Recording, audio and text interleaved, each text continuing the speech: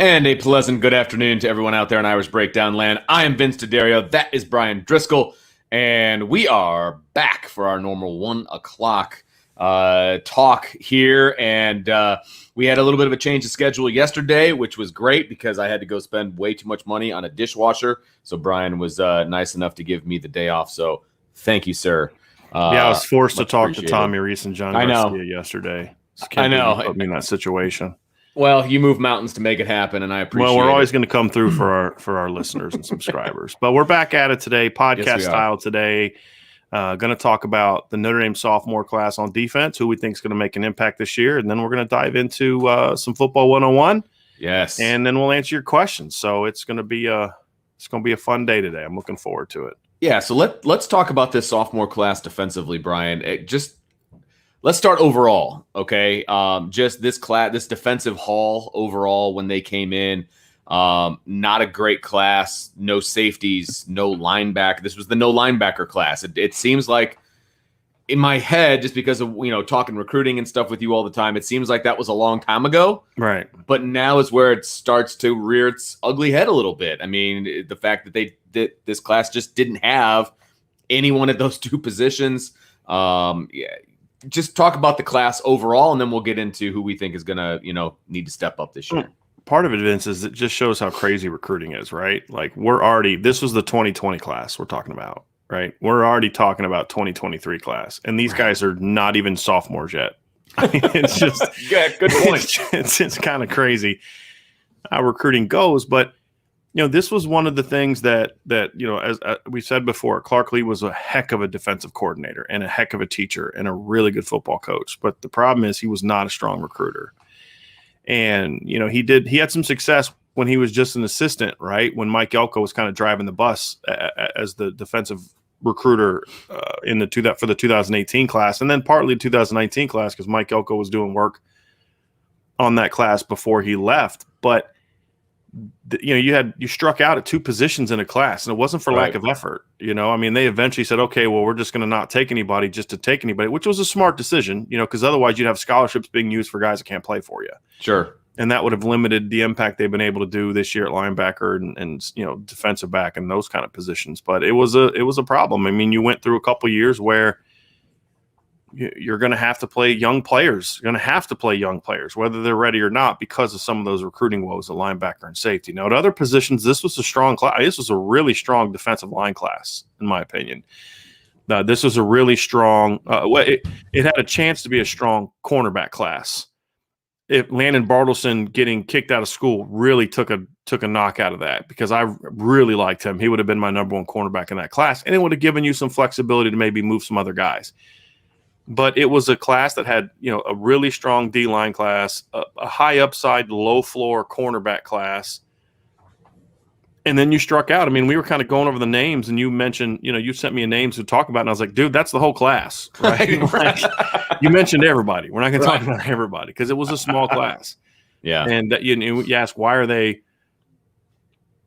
they recruiting big numbers at corner and other linebacker in the last, this upcoming class, and then next year it's because they're still overcoming the mistakes that they had in the 2020 class from a number standpoint. Yeah, and that's a huge problem. And you're right. I'm happy they didn't take anybody just to take somebody, because then you're bogarting, for lack of a better word, scholarships that can go to younger guys. Because look, maybe Notre Dame doesn't have a 4-man linebacker class this year. If one or two of those scholarships go to somebody in that 2020 class that is probably not going to contribute in a significant way moving forward. So it balances out, but that's why you have these kind of lopsided numbers, from class to class. If you're not getting your minimum needs each class, and I'm talking minimum needs from they deserve a scholarship to Notre Dame minimum needs, then it makes things lopsided. And that's what we're kind of seeing. They're still making up for it, like you said. So, but there are some, you said the defensive line class was very strong. You said the cornerback class had a very high ceiling, low floor. So that is the group that we're going to, really, I'm looking at the list right here, and cornerbacks and defensive line. Like that's pretty much what we're going to be talking about here. That's really all there is to talk about in this class. Fair enough. You say we're only going to talk about defensive linemen and cornerbacks. We're like, well, yeah, you have no choice. There's no linebackers and safeties in this class. So. Yeah, we have no choice. So, but we're going to lead it off with a cornerback, Brian, Clarence Lewis. Part-time starter last year, took over after Tariq Bracy was struggling and played pretty darn well for a true freshman.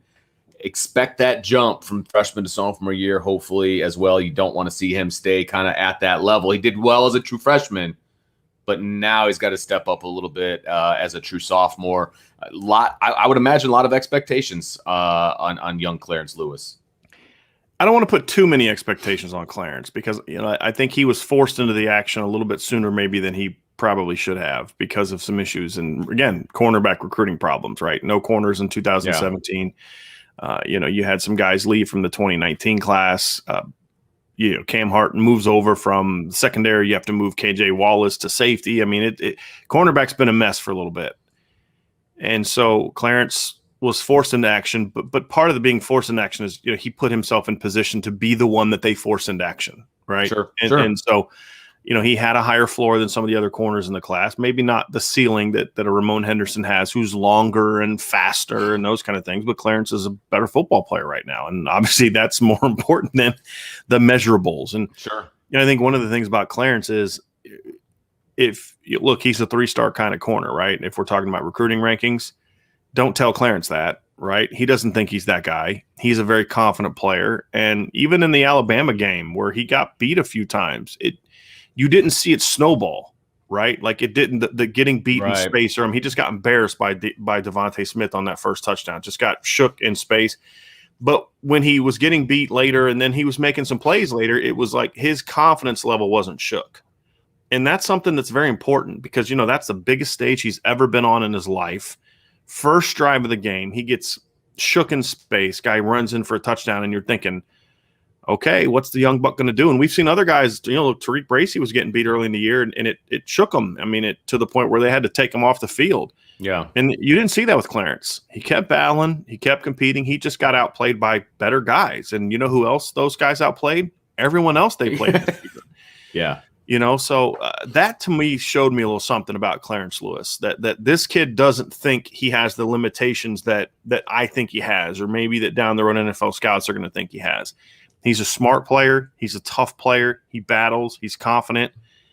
And now you go into year 2. We saw it in the blue gold game, Vince. And again, I don't take a lot out of blue gold game from a played well, played poorly, but you saw a thicker Clarence Lewis. You saw he looked more like a college football player now. Sure. He looked stronger. Those are important things for him to be able to take that step as a sophomore. I don't think he's going to all of a sudden become like a first-team All-American. I think the keys for him are going to be he needs to be more consistent as every non-freshman, once you get past your freshman year. Always consistency is always going to be the key, technique-wise, assignment-wise, execution-wise. And then just take advantage of that little extra experience you have to, maybe where last year he was a step late getting to a play. Well, now he's getting there on time and he's breaking up a few more balls. I'd like to see him get his hands on a few more passes. When you get in space against a Devontae Smith type of player, you know what to do now, right? Don't fall for the inside move because you want him to go inside. Make sure he doesn't get outside you. There was nobody that could do that to him in high school. And honestly, there weren't really anybody that could do that to him in the regular season, right? It took him having to face a Devontae Smith to get beat like that. Well, now he's learned, hey, look, attack his outside shoulder. If he beats you inside, that's okay. You got Kyle coming over to help. You got your linebackers coming over to help. What you can't do is get beat outside. And obviously we don't talk about the fact that Nick McLeod got destroyed on that play too, got driven all the way down to the end zone, by the blocker, which was to me worse. But those are the things that you can only learn through experience. He has that now. So you want to see him be a little bit more of a savvy player. And then if he can take a little bit of a step athletically, that's only going to help him. But, I just want him to be a steady player. I don't expect Clarence to come out and be like, oh my gosh, like he's going to have a Julian Love type All-American kind of season. That's not what I'm expecting him. Just be steady, be dependable and establish at least one or two things that you do really well that they can build around. I think those are sort of my expectations, and it's going to be needed because they can't afford him to take a step back or have a sophomore slump or anything like that. The numbers are not good enough and the experience is so light that you really need Clarence to step up and have a good season. So we, excuse me, in our football 101, we were talking about field versus boundary and things like that. And one of the things that you mentioned in that was that you see Kyle Hamilton playing more the field side this year. And we know Clarence Lewis plays the field side. And it was the opposite last time. So Kyle Hamilton was more on the boundary side. Do you think that having a guy like Kyle Hamilton on the same side as Clarence Lewis is going to help him with the way he approaches things? And I mean, just in general, however you want to take that question, do you think having those two on the same side is going to be beneficial to Clarence Lewis? Okay, so my first thought is, of course, you're going to have Kyle Hamilton behind you, but I don't think Notre Dame's moving Kyle Hamilton to field safety to protect Clarence Lewis, or with the thought of protecting Clarence Lewis. I think the goal is they want to be able to use Kyle to come into the box and those kind of things, which means they're going to need Clarence to be able to play on an island at times. They're going to definitely need him to be able to do that. And that's going to be a key part of this, of whether he's successful. If they're having to use Kyle Hamilton to stay over top of him and protect him, that's going to limit how much you can get Kyle Hamilton down in the box. That's not where you want to be. So can it help him? Yes. It could make him maybe more aggressive in certain looks. You know, that's something you could, hey, look, we can't get Kyle downhill, but Clarence is a physical kid. We're going to let Clarence be really aggressive, coming up, playing screens and playing the run, and maybe do some corner fires with him, which you don't do a ton to the field, but, you know, I mean, maybe you could mix things up a little bit if you're playing a tempo team and he gets stuck in the boundary, something like that. But he's going to have to play well on his own for this defense to work, because if they can't play cover one with him, then that's going to limit just what Marcus Freeman wants to do with his defense, and that's not where you really want to be. All right. The second guy we want to talk about with the sophomore surge on the defensive side, well, the next two guys, really, they're both going to be on the defensive line. So let's kick it off with Jordan. We could really string it out to 4 too. I mean, that's you're right. We absolutely could. Really good defensive line class, in my opinion. Yeah, you're not wrong. But let's start with Jordan Botelho. Excuse me. What do you think his contribution is going to be in this defense this year as a sophomore? I think he's going to be just a volume producer. You know, I think he's a guy that's going to be able to do a lot of unique things in this defense. Number one, he's going to give this defensive line a much-needed boost as a pass rusher, in my opinion. You know, he was kind of more of a linebacker in high school, but he would line up on the edge and just explode off the line. And what we saw in the spring in practices and in the blue gold game was his first step off the line is really outstanding. I mean, it is as good as Notre Dame has on the roster. I think his pad level helps too. He's very low. He plays to the ground. He's going to naturally be, because he's only like 6'2". Right. He's going to naturally be getting underneath the pad level of his opponents. That's going to be important. And when you look at him, he's a guy that to me can be a volume producer. You know, doesn't have to play a million snaps to get 7-8 sacks. I mean, he could be a guy that's going to come in and provide that. I think he's strong enough to play on the edge against the run. I think that's important. And he's a guy that to me is going to be able to come out and say, hey, look, we're going to use you and Isaiah Foskey as a dynamic rotation at times, but there's also going to be times we're going to use you two together. And I think that's when it's going to get really fun to watch. But I don't know if Foskey's ready to be the guy. I don't know if Jordan Botelho is ready to be the guy.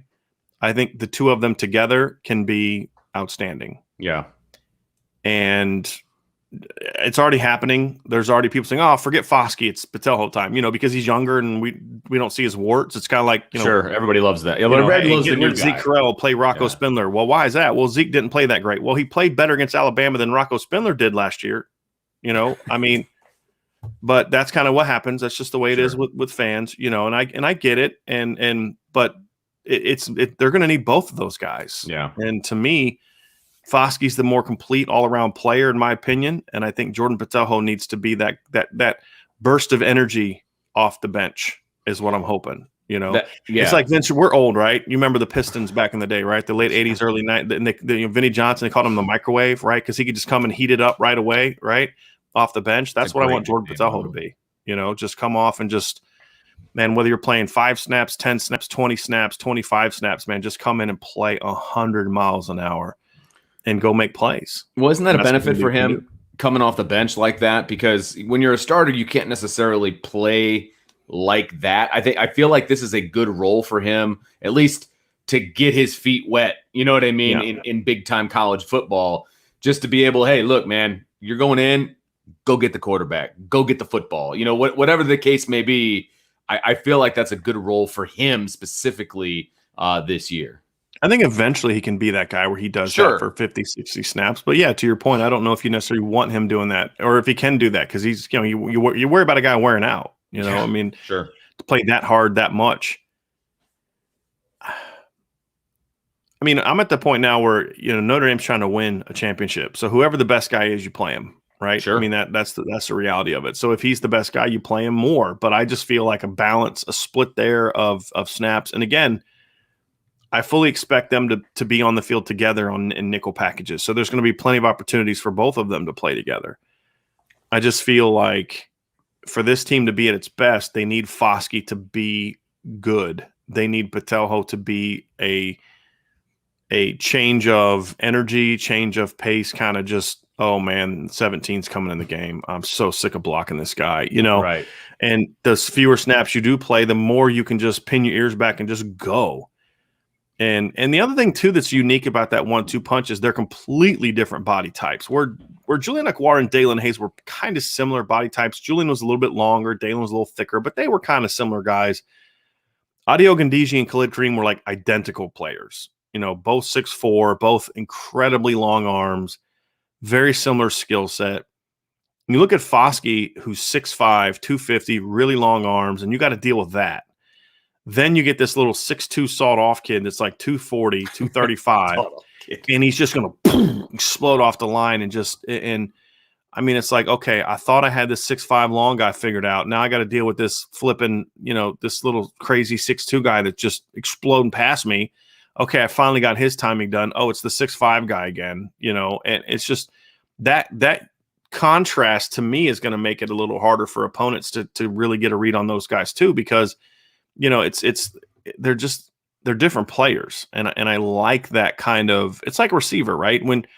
When you are facing if you're a corner and you're facing three receivers, and they're all 6'2" and vertical players that basically run the same thing, it doesn't take a whole lot to get used to them. But when one time you're defending Kevin Austin, the next snap you're having to defend Braden Lindsey, the next snap you're having to defend Lawrence Keys, it's like these are three completely different players. Yeah, it's like pick one, man. Come on. Yeah. Well, that's how it's going to be at defensive end. Yeah. Is you've got two completely different players at Viper. They can both rush the quarterback, but they're going to have a completely different pass set moves. Whereas, you're trying to handle Botelho's speed, and then you kind of get used to, I got to really quickly get out there. And then all of a sudden you do that against Foskey, and he's so big and strong, he just gets up underneath you and one arms into the quarterback, and then you're trying to get used to 6'5" Foskey, and all of a sudden Botelho comes off and he's 6'2", and he gets up underneath your pads and he rides into the quarterback. This combination is partly why I'm so excited about what this defense can be this year, is because I expect that duo. I don't know if in either one of them will individually have like a 10+ sack year, but I think as a unit, as a combination, I'll be surprised if we don't get at least like 10 to 12 sacks from this duo in this season. I'll be real surprised, because also, again, partly, Vince, they're not always going to be rotating with each other. At times they're going to be on the field together. And that's the other thing about Patelho is he played linebacker in high school. He's athletic enough. Did you see that Twitter thing that Brian Polian put out a couple weeks ago where he was showing that kickoff against Boston College? Yeah. It was Bo Bauer and Jordan Patelho. Did you see that Jordan Patelho beat Bo Bauer down the field? Mm-hmm. Yeah. I mean, so this cat can run, right? Yeah, this isn't your typical Viper defensive end. He's not playing Viper because he's not athletic enough to play linebacker. Right. And I think that's another aspect to this that's going to be intriguing, is because you can line up on 1st and 10 in a 3-3-5, and you can have Foskey at end, and you can have Jordan Patelho stacked right behind him.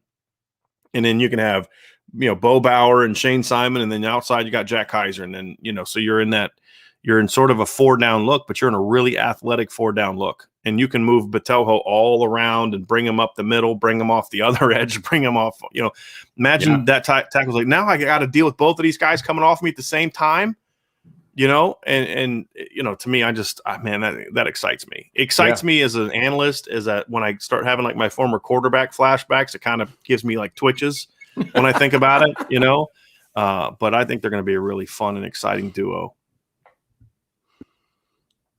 So speaking of a 1-2 punch, we're going to move inside a little bit. And, Notre Dame does a really good job of, how do I want to say it? Putting out pictures that get people excited, putting out videos that get people excited.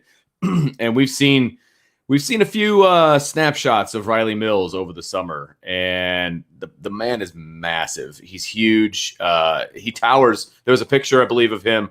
Was it yesterday? Well, yesterday's when I saw it, but he was one of those guys that won like the WWE belt, and he's standing next to 3 other guys. He just dwarfs them. I mean, it just absolutely dwarfs all the other guys that were in that picture with him. And he is an exciting guy to talk about going into his sophomore year, because he made some plays as a freshman, last year. And so with an expanded role this year, what do you see from him? Well, I don't know if he's necessarily going to have an expanded role this year. Okay. No, but part of that too is he was standing. One of the guys he was standing next to is Kyron Williams. And Kyron Williams has 2 legs, and I mean, Joe Wilkins is like 6'1", Kyron's like 5'9", and I don't know who that other guy was. But it's like, well, I would hope Riley looks bigger than those guys. It's a slot, an outside receiver, and a running back. Don't steal my thunder. But no, he's doing good. But look, Riley's not guaranteed to have an expanded role this year. I mean, that's what's so great about this defensive line depth chart is Riley Mills could go anywhere from being a starter and beating out Jason Adamiola to being 3rd string and getting beat out by Jacob Lacey or Howard Cross or Gabriel Rubio.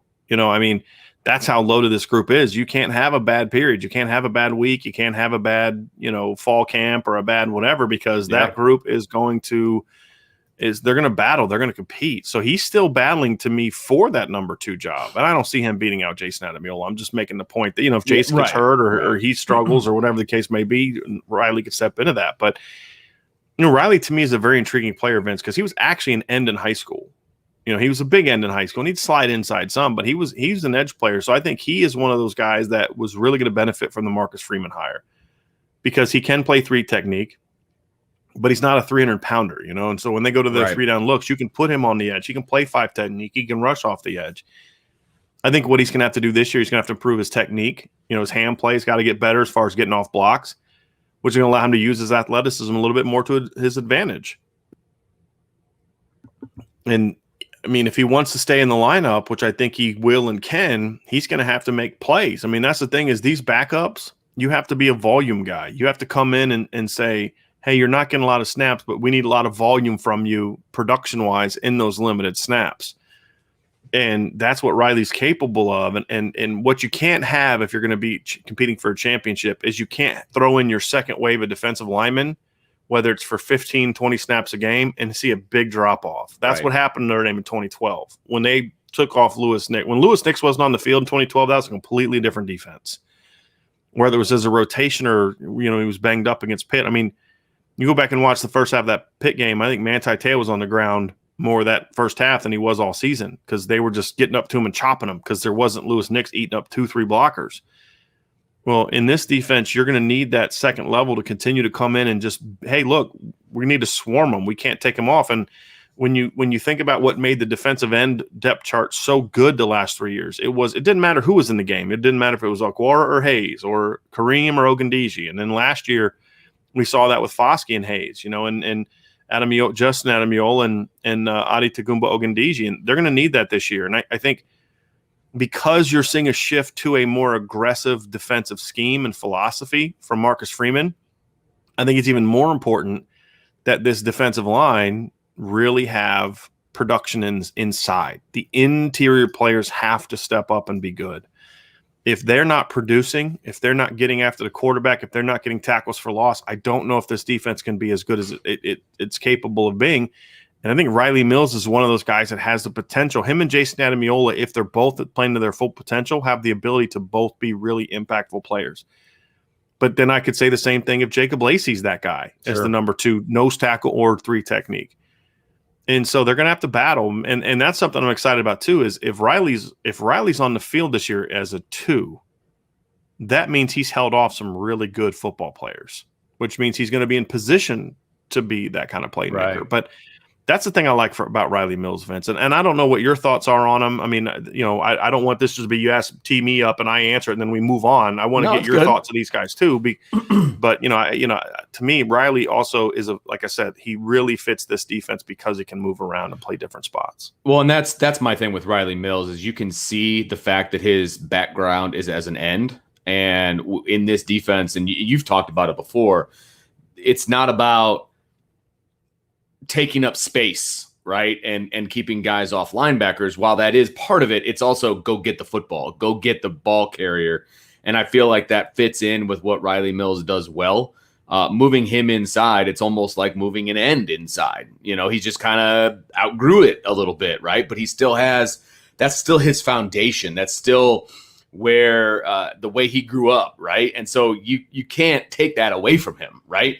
You can only enhance it. And I feel like this defense is only going to enhance what he does well at his size, right? So I'm excited about it. I think you could even see times where him and Jason are both on the field at the same time, a la, Jordan Botelho and Isaiah Foskey being on the field at the same time. You could have two speedier guys, right, on the interior if it's a third down situation, and you could keep it as an interior guys as opposed to taking an end, moving them down inside. I mean, there's just so many different options that you can do with this group because they are so deep. And I think Riley Mills can help you with that. I think that he could be that kind of a guy. And so I'm excited to see what kind of production that he can bring from the middle. And you have echoed it before. I'm echoing you on this front, but we're going to see the production from the middle guys escalate greatly, right? I mean, that's just a fact because of the way this defense is constructed.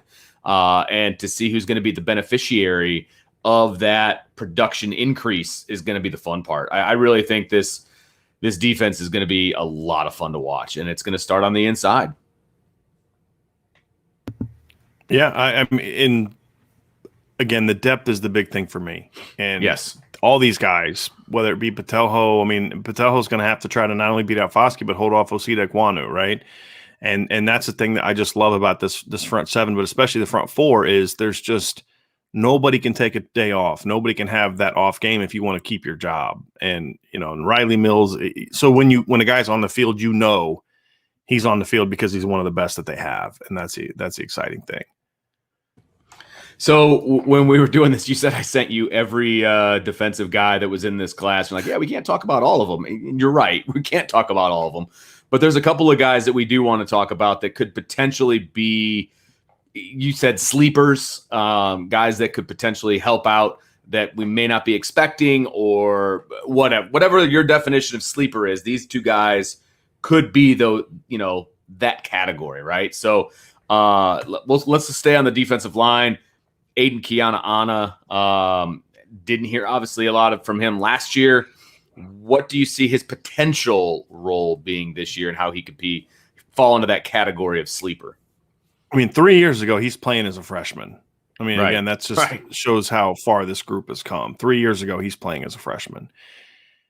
Now you look at it and you say, okay, well, now he's battling just get on the field, which just speaks volumes about how deep this unit is. But the thing I like about Aiden is he brings a lot more girth to the table that they don't necessarily have in some other spots. And I think there's a time and a place for that. So I don't know if Aiden's going to be able to charge all the way up the two deep and be the backup nose tackle or even the third string nose tackle. But I think at the very least, I could see him in short yardage. I could see him in goal line. I could see him maybe playing a little bit more against Wisconsin than he does against USC and North Carolina.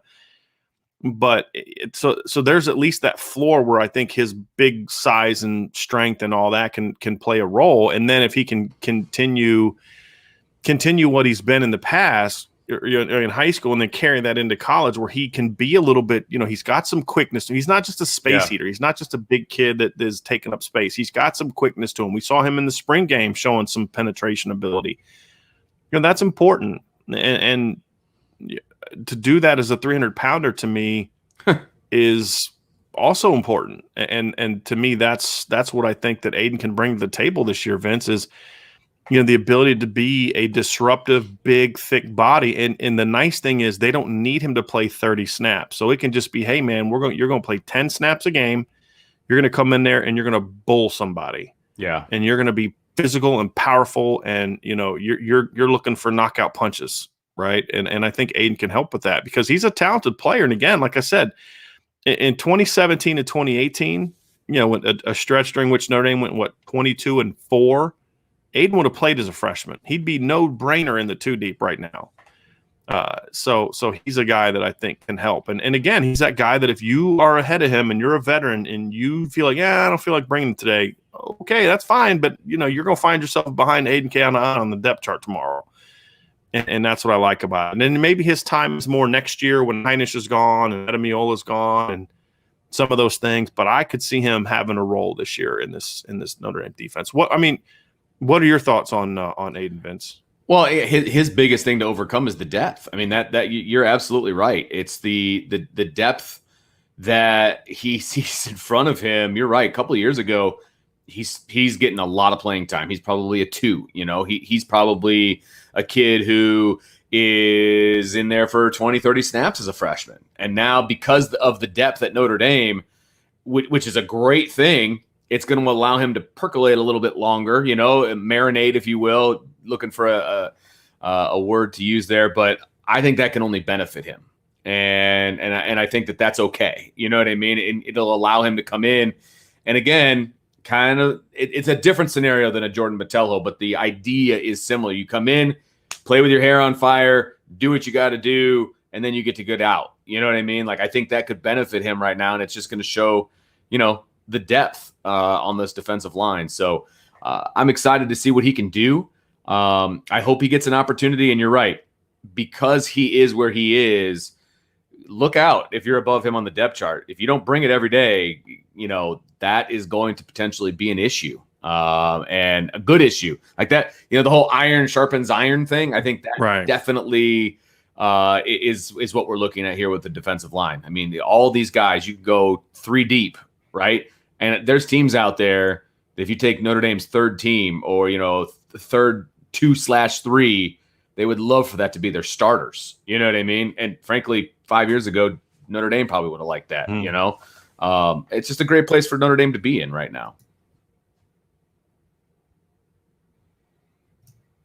Agree. And another class, a defensive class, Vince, about would be, am I having some problems right now? Yes. Big time. Okay. Why don't you talk about Andrew Aaronsburger? Yeah, no problem. I think he said to talk about Aaronsburger, but I'm not 100% sure. The thing about Aaronsburger is when he came to Notre Dame, he was the ball of clay, right? He was a guy who came from Germany, big, long, athletic kid, which is great. He's a kid that came over and just, he needed time. I mean, he needed time, and he was able to get a little bit of that time at Notre Dame. And I think that there's still a lot of room for him to grow, which I think is great. But coming from Germany and not having the background that a lot of these guys at Notre Dame already have, is where he was kind of behind the 8 ball a little bit. But this is where the depth at Notre Dame, I think, benefits everybody out. It benefits Aaronsburger, right? Because if you're at Notre Dame, you don't bring him in to be a day one starter. You don't bring him in to be a guy that you need to count on right away. He's a guy that you can put in the oven for a little while. You can leave him in a little bit longer. He's a guy that, while he has the tools, he needs a little bit of refinement as far as some of the technical aspects of everything. And so I think, giving him some time will allow him to be better.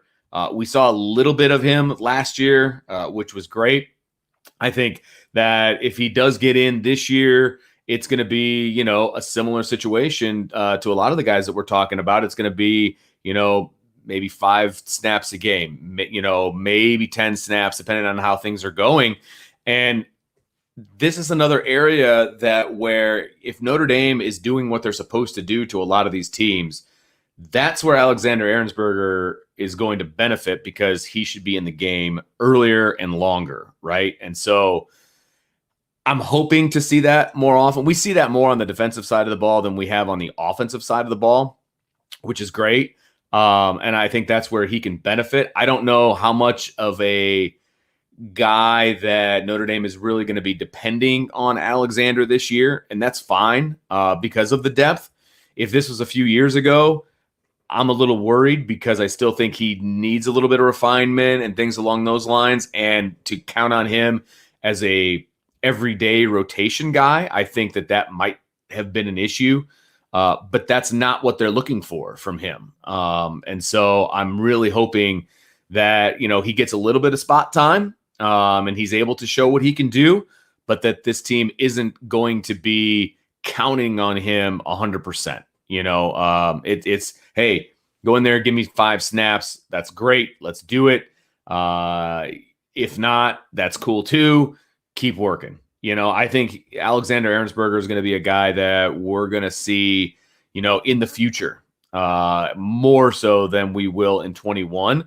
But that's okay because 22 is going to, we've talked about the schedule in 22. The 22 schedule is crazy. And you're going to want as much depth on that defensive line and as much experience coming back from 21 as you can possibly get. And that's where Alexander Ehrensberger is going to be able to help you. And so we're going to see some flashes from him this year. I do believe that. But at the same time, I just don't think that he's going to, I don't think he's going to see a ton of playing time unless, of course, there's injuries and he's got the athletic ability to kind of step in. I just think he probably needs a little bit more of the technical skill to move forward and be, an every rotation kind of guy. Looks like Brian's still having some issues there. Ooh, Brian, are you there? We'll see. Any better? Not really. No. Is it any better? Okay. No. Okay. Well, another guy that we wanted to talk about was Ramon Henderson at corner. And Ramon Henderson, Brian talked about him a little bit earlier. Fast, he's got a lot of the attributes. He's a kid who has gotten passed up a little bit. I think that I was a little bit surprised to see Clarence Lewis step in the way he did last year. I was kind of expecting maybe a Ramon Henderson possibly, and not taking anything away from Clarence. I think he did a great job. But Ramon Henderson has, again, a little bit more speed to burn. But again, that depth chart at corner is one that he's going to have to play really, really well to hold off some of these freshmen that are coming in as well. So, again, for him, it's going to be more of a technique thing. He's got all the attributes that you want at corner. No question about that. Let me see here. I wanted to bring this up. He's 6'1", 189. So, I mean, he's got size, which is great out of California. And he obviously didn't get a lot of playing time last year, and that's okay. But again, the depth chart, the way it is at Notre Dame right now at corner, he's going to have his hands full. He's going to have his hands full kind of battling away with some of those guys that are on the roster already. And if he does make his way onto the field this year, and that's why he's a sleeper, because I'm personally, and I don't want to speak for Brian on this one, I'm not personally anticipating Ramon Henderson being in the rotation at corner. But if he does, that means he beat out some really, really good guys and some surging players and some guys that we think will be on the field. I think he's battling probably for a number 2 spot. He's battling for that depth spot because, we are pretty sure of what the cornerback room looks like right now, at least at the top of the depth chart. But after those top guys, after Clarence Lewis, after Tariq Bracy, after Cam Hart, I think it's wide open, to be honest with you. I really do. I think it's fairly wide open. So, Ramon Henderson can make a move. He really can. He can make a move here. But he's going to have to fight off some really, really good younger players to make that happen. And so that's where I see Ramon Henderson. We have him listed as a sleeper because he has the ability to do it. It's definitely a possibility for him to do it. It's just going to take a little bit more work on his part and to fight off some of those guys that are in that depth chart. So Let's see here. Still looking for Brian. He is out of the room, which is okay. Trying to figure out, I'm guessing he's trying to figure out our technology piece because we are wanting to do our football 101 today. And, but that is probably, I don't want to close this part out in case Brian has something that he wants to add.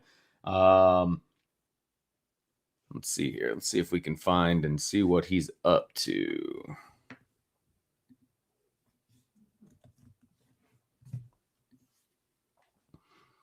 Let's see if I can I'll go through a few comments here while we wait. Let's see here. Old Grim jumping in early saying, I wanted to watch live today, so I'm here early. Good to see you, Old Grim. Love to have you as part of the chat today, as part of the live. Matthew Hader says, you guys are the highlight of my day. Thanks, Vince and Coach. Thanks, Matt. We really appreciate you being here. This is a highlight of our day, too. And I think I speak for Brian when I say that. Let's see here.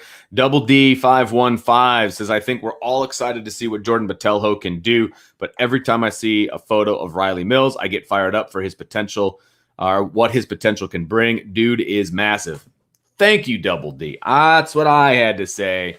And Brian's giving me a hard time, stealing my thunder, telling me that he's in a picture with running backs and receivers. I don't care. He's looking huge too. I'm with you, Double D. Appreciate the comment.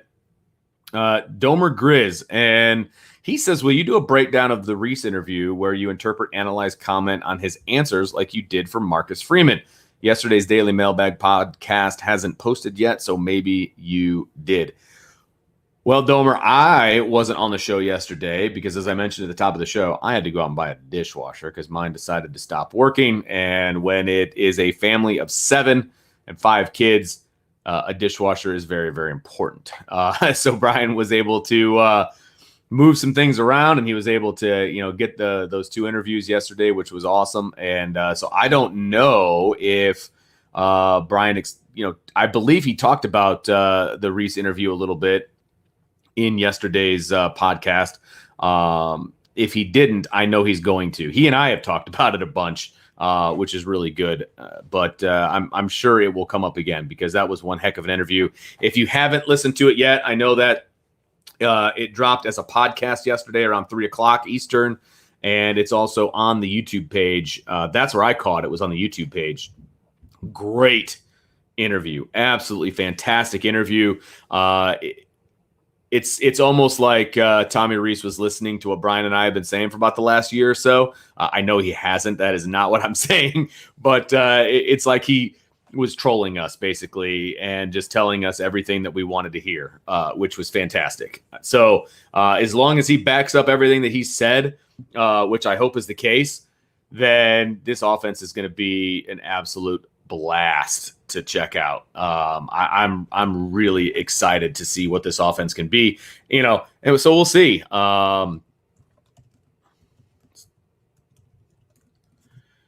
So yeah, I'm sure Brian's going to talk about that interview as we move forward. So we shall see what happens. We'll double check with him when he gets back. D-Rock Irish says, IB time. Go Brian, go Vince, and go Irish. Thanks, D-Rock. Appreciate it. Tommy Guns, IB Nation. Let's see here. Zachary Lane, I pray we all have the career lasting ability, says BVG. Look, man, he has been around the game for a very, very long time. I know that Brian would love to respond to this because I know BVG is his absolute favorite coach of all time. And of course, that is dripping with sarcasm. But he's got that Broyles Award, I do believe, from, a long time ago that I'm sure just sits on his resume, and coaches just drool over something like that when they're trying to hire somebody. Why look at the film? Because, that's not important. But it's amazingly impressive, that he is able to carry on the way he is able to carry on. But, hey, c'est la vie. Let's see here. Omar says, hey, everybody. What's up, Omar? How you doing, man? Everybody kind of giving their, hey, what's going on? Let's see. I know this one's directed at Brian. Wu-Tang is for the children. 100% that's for Brian. So we're going to throw that one back up there when Brian gets back.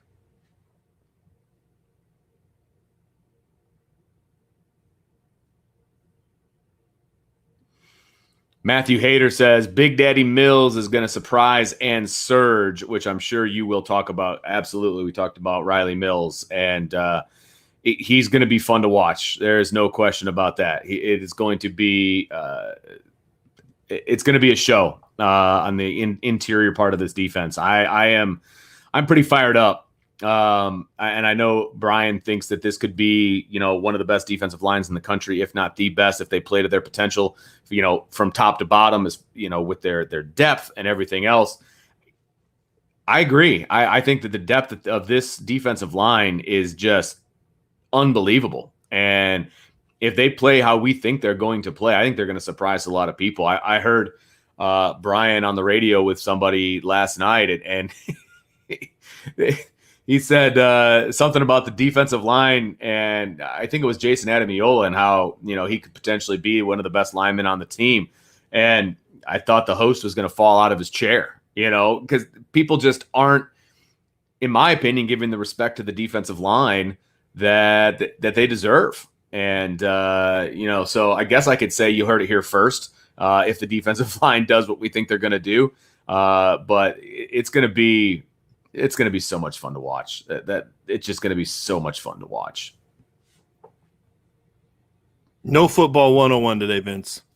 Okay. All right. That's what the problem is. Every time I connect it to the iPad to try to pull it up, the connection goes away. So I don't know what's going on. It worked last time. I have no clue what's going on this time. So fair enough. No football 101 today. We'll chase the bugs out. It's all good. Just wee stuff. You gonna come over today and fix it and figure it out for me? Hey, okay. I got time for you, buddy. I got time for you. Yeah, appreciate it. Let's see.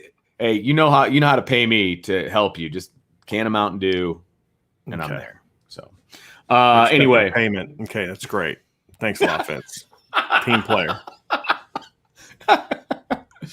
This was put up before you came back, and I knew this was for you. So I wanted. Dude, I already saw that at the beginning of the show. As soon as that popped up, I was like, okay, yes, sir. There we go. Yeah, there you go. Patrick McGrain. Zachary is appropriately sucking up today. That's the way to do it right there. Yeah, exactly. Patrick McGrain says, Brian, what do we have to play it out today? What do we have to let play out today? I'm sorry. What do we have to let play out today? So I didn't know if that was referring to something that I don't know about. Other than football 101 and letting play out my connection issues, I don't know what that would refer to. Fair enough. Let's see here. Nolan says, I'm excited for Botelho. That guy plays with some serious intensity. I know that can be a detriment, but man, I'd rather see a guy make a mistake going 100 miles an hour than 20 miles an hour. What are your thoughts on him? We kind of shared those. Already. Absolutely, just talked about it. So more the comment than the question, because we already shared kind of our thoughts on him. So and then he kind of follows it up with Bo Bauer and Botelho were definitely cut from the same cloth. Yeah, I mean, look, in a different defense, Jordan Botelho could be a middle linebacker for somebody. I think he could. Yeah, I think he's athletic enough. I don't think he's any less athletic than Bo Bauer, if not more so. Yeah. Tommy Gunn says, "How about sophomore Mike Mickens?" I mean, now you're just trying to take the thunder from whoever said the thing about Tommy Reese yesterday. You already tried that once. It worked for that guy. It's not going to work for you, Tommy. Come on, man. Matthew Hayter wants to know your thoughts. What do you think the D line, the too deep at D line, is going to be at this point in time? So honestly, July 21st. I don't think it's. I think it's going to be. It's not. Look, the way that Marcus Freeman is going to play the defensive line, I think we kind of gotta get rid of our notions of what a two deep is going to look like. Okay. And the way it's always been is like, well, so-and-so's 1, so-and-so's 2, so-and-so's 3, 1 and 2 are going to play. The reality is there's going to be 3 guys playing at certain positions. Yeah. You're going to see 3 noses play. You're going to see at least 5 defensive tackles play every game, meaning between the 3 technique and the nose. You're going to see at least 5, if not 6. You're going to see at least 5 defensive ends play. So this notion of who's first, who's second, who starts may not be who finishes each game. and that's going to be true at linebacker as well. So we kind of got to throw that out. But the players I see definitely playing at defensive tackle in some sort of rotation, nose and three technique. You're going to see obviously Heinisch and Adamiola. You're going to see Jacob Lacey and Riley Mills. You're going to see Howard Cross, and there's a chance you could see, Gabriel Rubio and Aiden Keanaaina having a role. And so you're going to see a lot of guys at that position. On the edge, it's going to be Foskey and Batejo the Viper. You're going to see MTA, Myron Tungavaloa Mosa, and Justin Adamiola at the big end spot. And then I think we're going to see Osita Ekwonu at times. I think we're going to see Nana at times. Maybe Alexander Ahrensberger works himself into the mix at times. Maybe Riley Mills gets some action out there at times. I mean, we're going to see a lot. And it takes a while for us to adapt from a terminology standpoint or a description standpoint of things. And, 5 years ago, the two deep was exactly what it was. This guy started, played most of the snaps. This guy was number two. He'd come in if you needed him. That's changing. And we're seeing what we've seen at the NFL trickling down to college football with this, the positionless football, which is a bit of a misnomer. Right. It's not like you're just lining up anywhere. It's just that a traditional linebacker may not look like a linebacker today, right? A traditional safety may not look like what a safety isn't going to look like what you're going to use for safety today, and those kind of things. But there's just a lot about the game, in my opinion, that's changing, and we have to be prepared to adapt to that as fans and analysts to understand that. Look, a two deep isn't going to be what it used to be. Because there's going to be times when the guy that's the number two plays more than the number one, or the number three plays more than the number two, based on just the written paper. Yeah. But those are the players that I just mentioned that I see being part of that conversation. Let's see. Gossam DM says, what DB do you think can challenge Cam Hart for the starting spot? And that is over on the boundary side. I don't know if there is one that's going to challenge him for a starting spot, to be honest with you. I mean, I see a situation where he'd have to struggle to get beat out. I think if it's going to be anybody, maybe if they really like Ramon Henderson and they could move him to the boundary more and he could challenge Cam Hart, but then also Ryan Barnes, if there is someone that's going to challenge him. I hope that nobody challenges him, because I think that's going to say more about Cam Hart not playing well than it will be necessarily about who that next guy is. But if it is, in fact, Cam Hart's playing well and somebody challenges him, it wouldn't shock me if it was Ryan Barnes, the freshman. Yeah. That's what I could see. Yeah. Yep. I agree completely. I feel like, Cam Hart is going to do what he needs to do to separate himself. But you're right. If he gets challenged, it's going to be by a freshman. I mean, that's going to be interesting, because if he gets beat out by Ryan Barnes, and I'm not saying anything poorly about Ryan Barnes, that would be very disappointing to me from a Cam Hart situation. You know what I mean? Because he's poised to just take that spot and run with it. And I'm hoping that it stays that way. Yep, I agree. DGD podcast says, I'm assuming Notre Dame will stay independent moving forward. There are no plans for Notre Dame to not be independent. That's the goal. To talk about something that's over there on irishbreakdown.com, Brian, didn't you you posted the first part of the Notre Dame to the Big Ten and kind of how that went down and how the independence came to be. But that's more of an anti-Big Ten thing than it is necessarily stating a long case for Notre Dame's independence. It's about how Notre Dame's independence came from, the Big Ten basically telling Notre Dame to go pound sand when Notre Dame wanted to join the Big Ten on two different occasions. And then when the Big Ten came calling and the Big Ten stunk and they wanted the Notre Dame money and they came crying to Notre Dame, and Notre Dame pretty much told them to go pound sand. And it's just basically a backdrop and a storyline of why, if Notre Dame ever does join a conference, and look, the way that college football is going now, the tradition of what made this game great is dead. It's just we haven't realized it yet completely. The NCAA has basically, committed suicide essentially by its stupidity over the last decade. Well, it's been several decades, but it's really been the last decade. And now you've got the president of the NCAA saying, we just should have the bare minimum of things on play. So that it's like, so what would you say? It's like that scene from Office Space. What would you say you do here? And I'm ready for them to be done. But the reality is that's going to have tidal wave of implications and other things, and that may be something that forces Notre Dame to join a conference. If that happens, it would not be the Big Ten, assuming conferences even stay the way that they are now. Right. But, if Notre Dame is ever going to join a conference that exists, I would want them to join the ACC. If Notre Dame was serious about joining a conference, I would rather see Notre Dame try to start their own.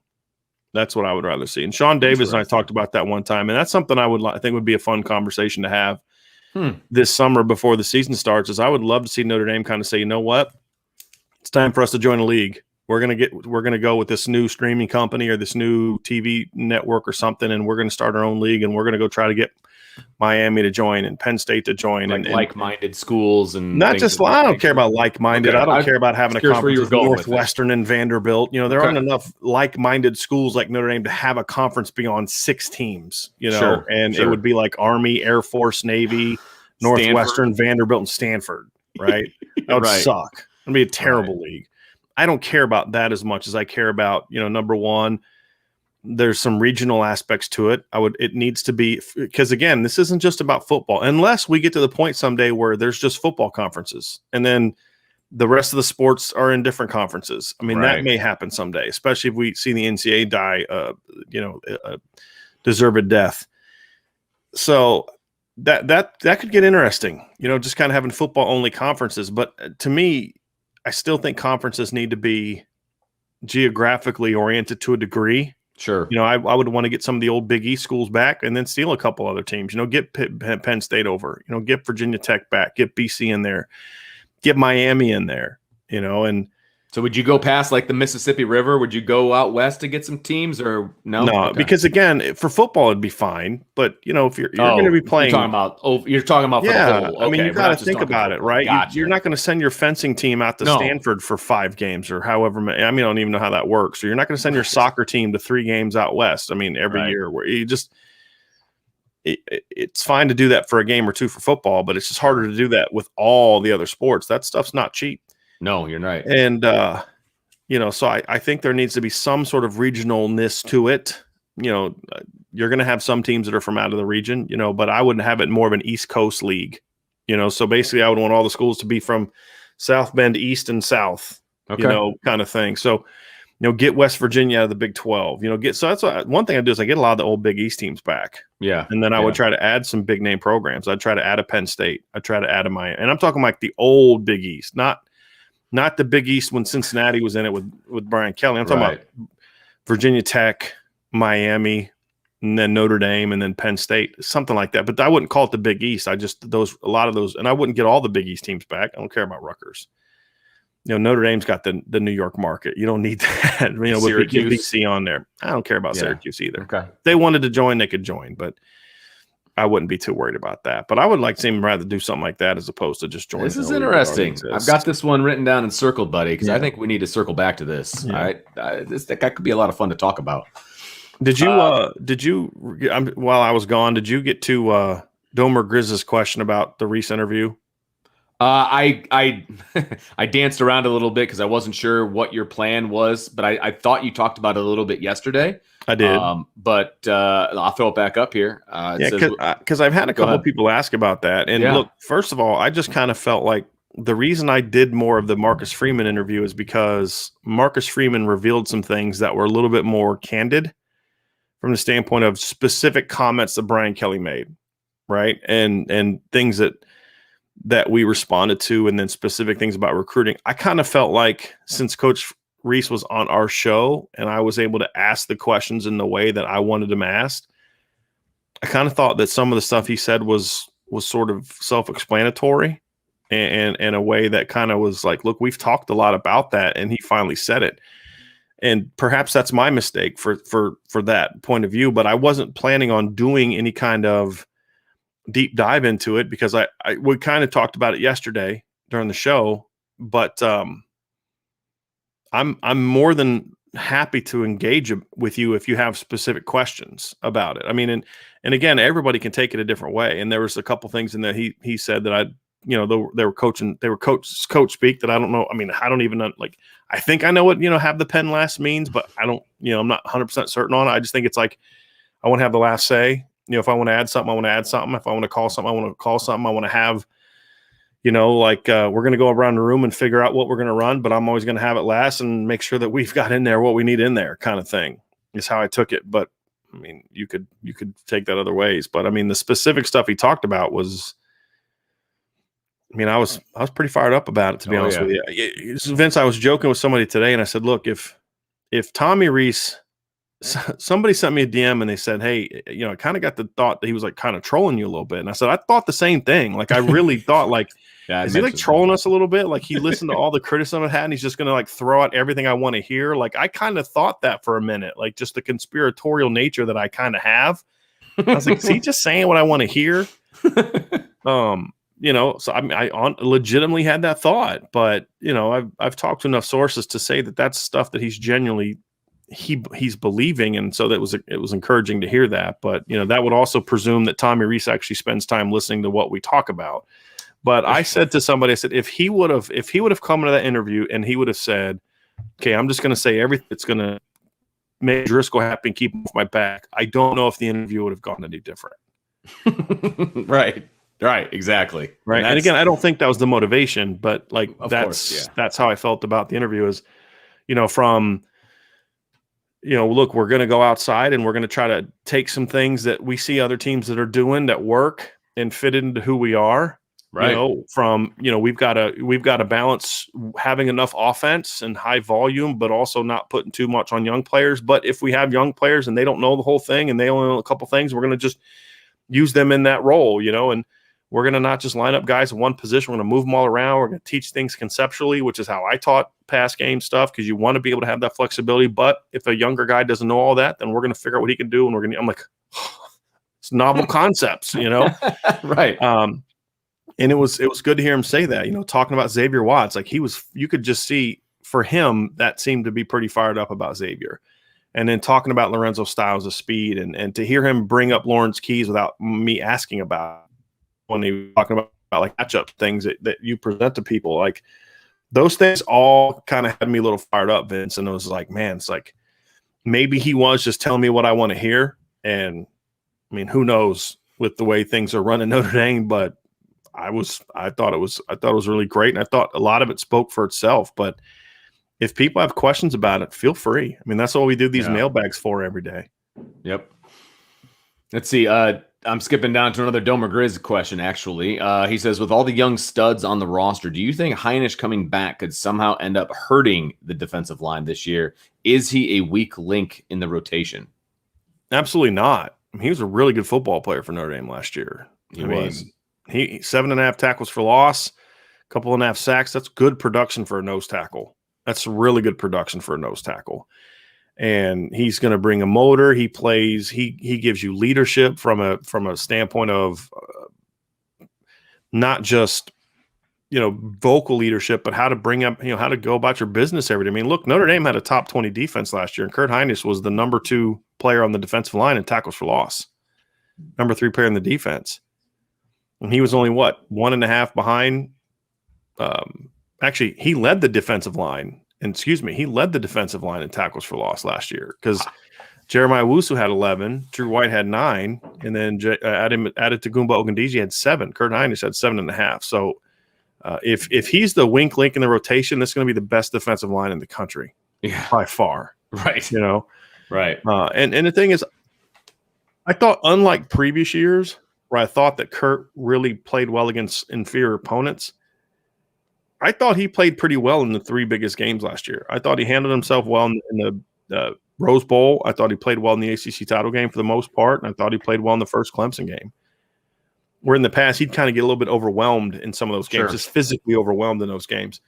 I didn't think that was the case last year. Yeah, and especially that first Clemson game, Brian, I thought he dominated his position when he was in. I mean, he was personally moving the line of scrimmage in his to his advantage, right? I mean, he was pushing back, which that was, to me, that was the best game he played all season, was the first Clemson game.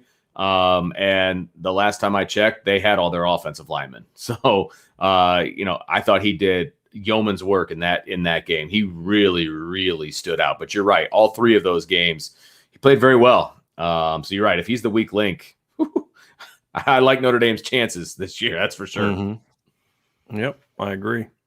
Let's see. Oh, this one is one I wanted. John Rich says, guys, what do you think the Irish need to do differently than they did last year to get the most out of Kyron Williams and Chris Tyree? You want to take a first crack at this, Vince? I will take the first crack at it, Brian. Look, to get the most out of the two of them, number one and above all, number one is Chris Tyree has to be on the field more often and he has to get more touches. Now, the manner in which you do that is left up to debate. But I would love to see the both of them on the field at the same time. I would love to see Chris Tyree in the backfield, put Kyron Williams out in the slot. You can have them both in the backfield at the same time. You can motion them around. But having Chris Tyree on the field more often, getting the ball in his hands more often is going to make Kyron Williams better.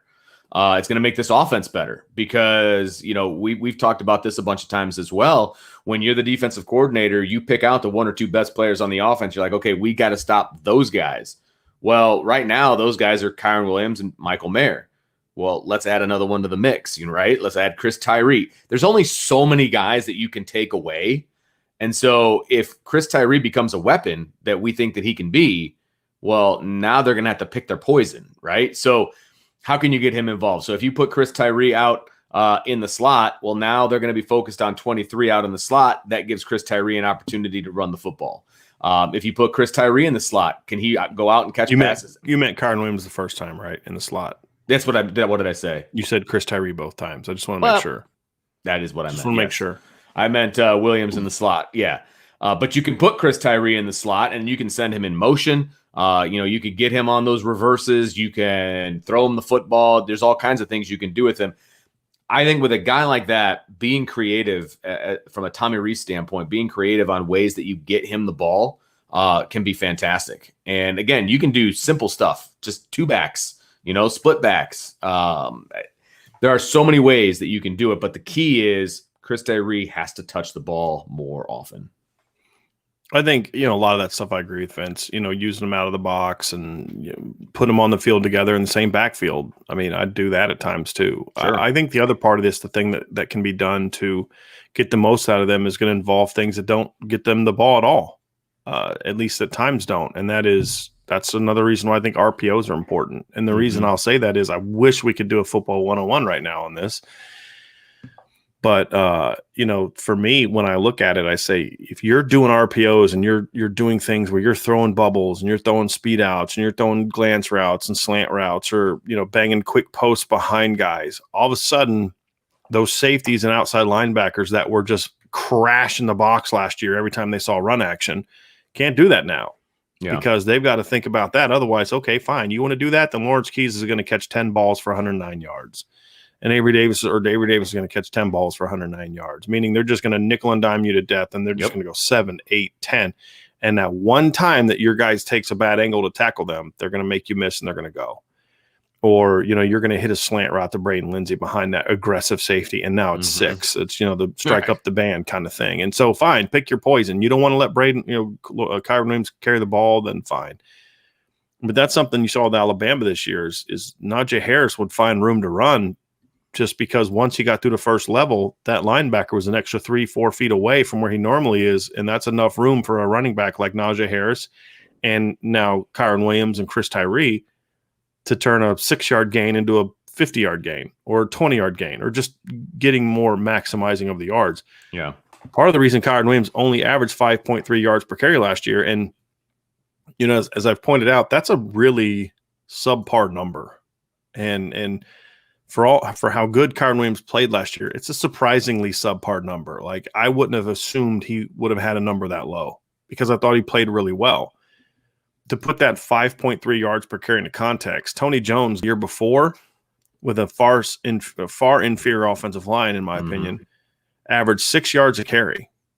That's almost a full yard. I mean, that's over a half a yard. A half a yard difference on a per carry average in college football is significant. The year before that, Dexter Williams was at 6.3. That was Jafar Armstrong's first year ever playing running back. He had an identical yards per carry average than what Kyron Williams had. 2017, Josh Adams was at 6.9. Deion McIntosh was at 5.7. Tony Jones was also at 5.3, and Dexter Williams is a 9.2. In 2016, a 4-8 football team, your leading rusher, Josh Adams, was at 5.9 yards per carry. 2015, CJ Prosise, 6.6. Josh Adams was 7.2. 2014 was the last time a leading rusher for Notre Dame went under 5.5 yards per carry, and that was Torian Folson at 5.1. So that was a low number.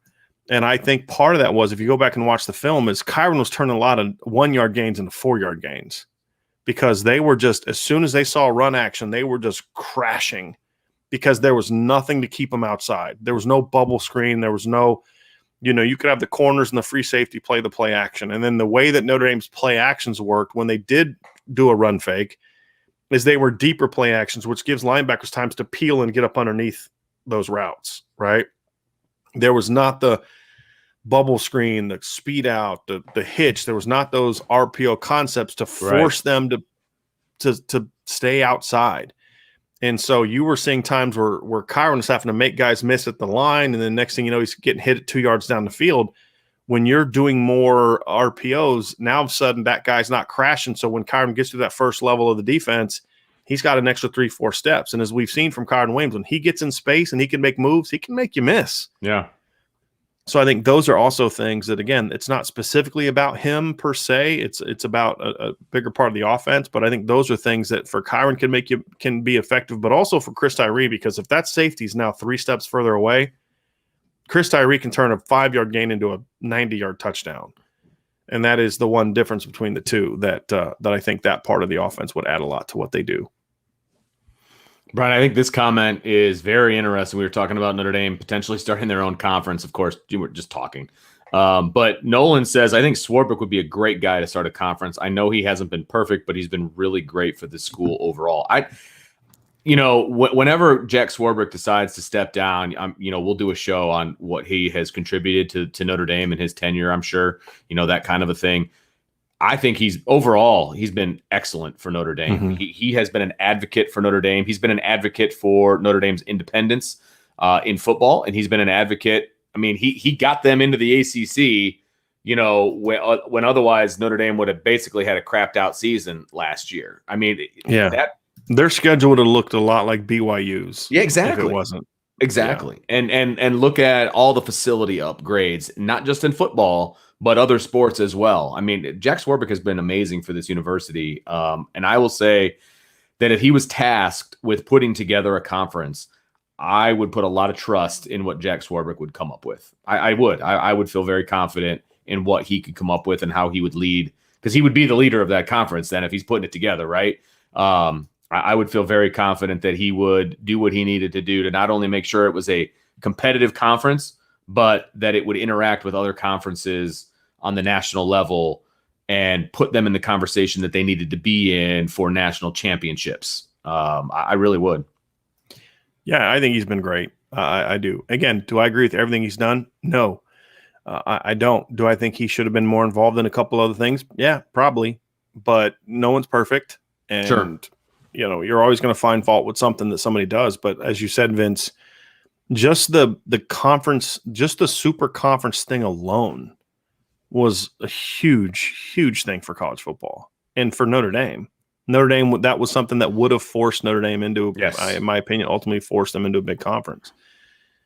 I was very ticked about the 12-team playoff thing and Notre Dame not getting a berth. And then Vince kind of and I thought that was immediately going to put him into a conference. I have no choice now. And then Vince convinced me that, if you really think about it, this is what they call him, Savvy Jack. This is something that in fact could be good for Notre Dame, and explain to me why. That makes a lot of sense, right? I get it now, and so I think he's been very, very good for the school overall. And look, the hire of Brian Kelly was a big one.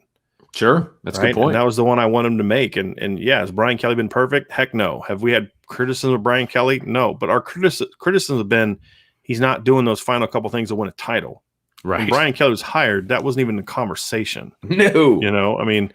It was just, hey, can we not suck anymore? That'd be great. Thank you. That'd be great. Yeah. Can we have a shot to win some of these games? Yeah. Awesome. And so now we're ticked that he had a disappointing 11-2 season. Man, that 11-2 season in 2019 really left a sour taste in my mouth. Right. They went 10-2 last year. They didn't beat a whole lot of teams with winning records. Man, we're complaining about 10-2 and 11-2 now. right? Like, Right. think The about how conversation's far that different. they've come. Like, Yeah. man, that UConn loss really sucked at home, right? Those are the conversations we were having in 09. Gee, another loss to Navy. This really blows. I mean, that's where the program was.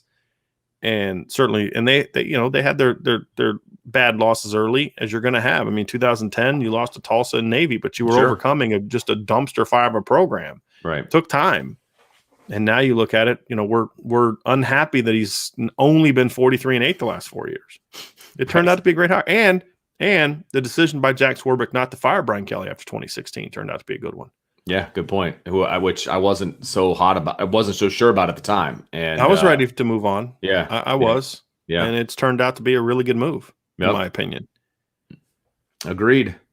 Joseph Barrett. Brian, does versatility on offense, meaning using Lindsey, Tyree, Styles, the same way Alabama used Devontae Smith? Well, kind of as all-in-one package, sure. And that's the thing that made Devontae Smith so good is Devontae was just he could do it all, right? He could do quick game. He could make plays after the catch. He could stretch the field. For a guy that was 6'1", 165 pounds, he had freakishly good ball skills down the field. I mean, that touchdown catch he had against LSU this year was just ridiculous. I mean, just like, how does a guy 6'1" make that catch? That's like something you'd expect like Michael Floyd or Chase Claypool to do. So there's really none of those three guys can do that. But I think that I would say probably I'd throw Keys in there too, because I think Keys is the one that brings sort of that route running ability that Devontae Smith had, whereas Styles and Lindsey bring some of the speed. Tyree brings some of the after the catch stuff. So you combine them all together. But I think there are some things you can do that with those guys that they did with Devontae Smith, but I would not be trying to mimic what Alabama did with Devontae Smith, other than the standpoint of the benefits of like the bigger picture things, like moving him around made it harder to defend him, right? Those are lessons that Notre Dame can learn from that. But to say, hey, how can we get someone to dominate teams the way that Devontae Smith dominated teams? The only way to do that is to recruit somebody as good as Devontae Smith. And right now, none of those guys are there. But I think that it's about, okay, we're going to learn. And this is something that Tommy Rees said yesterday too, Vince. He talked about, you don't just, and you know this, you don't just study another team. And I know coaches like this that would just watch plays and say, yeah, we're going to run that. You have no concept of what, do they run it to the shade? Do they run it to the three? Why do they run that? What, I mean, the personnel they use to run it. I mean, all of that. Yeah. All of that's important. And Tommy Rees brought that. I don't know if this is where you were going with this, but that came up in your interview with Tommy Rees. He basically said, look, we looked at schools who we thought maybe we could, see what they do and use it, but then only take bits and pieces because not everything they do is going to work for us. It doesn't fit for what you do. Yes. And that was so the point smart. Is you have to tie it into who you are as a program. Yes. And so you're going to look at some of the things that Alabama does and you're going to say, okay, we're going to do this because this works for us. And we're going to do that because it works for us. But, but these other things we're not going to do. And so, because we just don't have the personnel, there's all types of things that that you can do there. And I think when you look at that, you have to make sure that, hey, look, I can't do that at my program because I don't have someone that can do what that kid can do,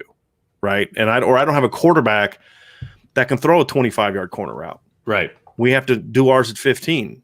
Ours have to be more about timing because I don't have a quarterback that can fit that ball that deep. I don't have a quarterback that can throw a 30-yard in cut. Right. And that's part of it too. But there's a lot of philosophy. I think more of what you look for, Joseph, if I could just sum it up, I've made a very short story long on this one. I apologize. Is you look for certain philosophical things that Alabama did with Devontae Smith that worked, that allowed him to be effective.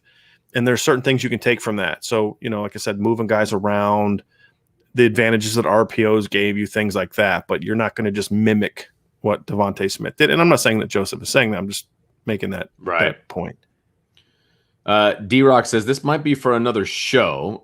Thoughts on the new overtime rule this year? If game heads into the third overtime, teams now play a 2-point conversion shootout. They just go back and forth with 2-point plays. I'm not a big fan of the overtime rules to begin with, starting at the 25-yard line, etc. Basically, what you're doing by going this route is you're taking the kicking game completely out of overtime, which I'm not opposed to because I hate say, kickers. Which to each his own on that one. I mean, if you want to shorten games, why not just do in the first overtime? Right, exactly. So I don't know. I mean, they're trying to shorten it, obviously, because we've seen things go crazy long with overtimes and things like that. That's the attempt. Yeah, this game that I love, I just definitely want to make it shorter. Look, I definitely don't want these phenomenal games to go longer. Who wants that? Let me tell you, some of the best games that I've been to in person, and so when we're at Notre Dame, you're allowed to go on the field like the last 5 minutes of regulation. And I want to say it was was it Navy that they went into like a bunch of overtimes. I can't even remember. Talking about back in 07 when they lost for the first time? There you go. Yeah, that's the one. They went into a bunch of overtimes, right? And they would do an overtime on this side of the field, and then they would do an overtime on this side of the field, and they would go back and forth, back and forth, back and forth. And I was down in the field, and I remember me and, a handful of media people running from one side of the field to the other, like watching this game and like that was exciting. I enjoyed watching that, right? I enjoyed that. And again, like you said, do I really want a game that I love watching to end sooner? Like, is that really what I want? The only time I want a game to end sooner is when it starts at 8:30. Like, that's when I want it to end sooner. That's the only time. Right. But even then, I don't know. If it's a good enough game, I know. I mean, if it's overtime, it's a good game. It's like that Texas A&M LSU game a couple years ago. That was fun. Yeah, exactly. But what I would do, honestly, it's just another example of just there's like nobody with a brain in the NCAA. If you think overtimes are too long, then there's a real simple formula.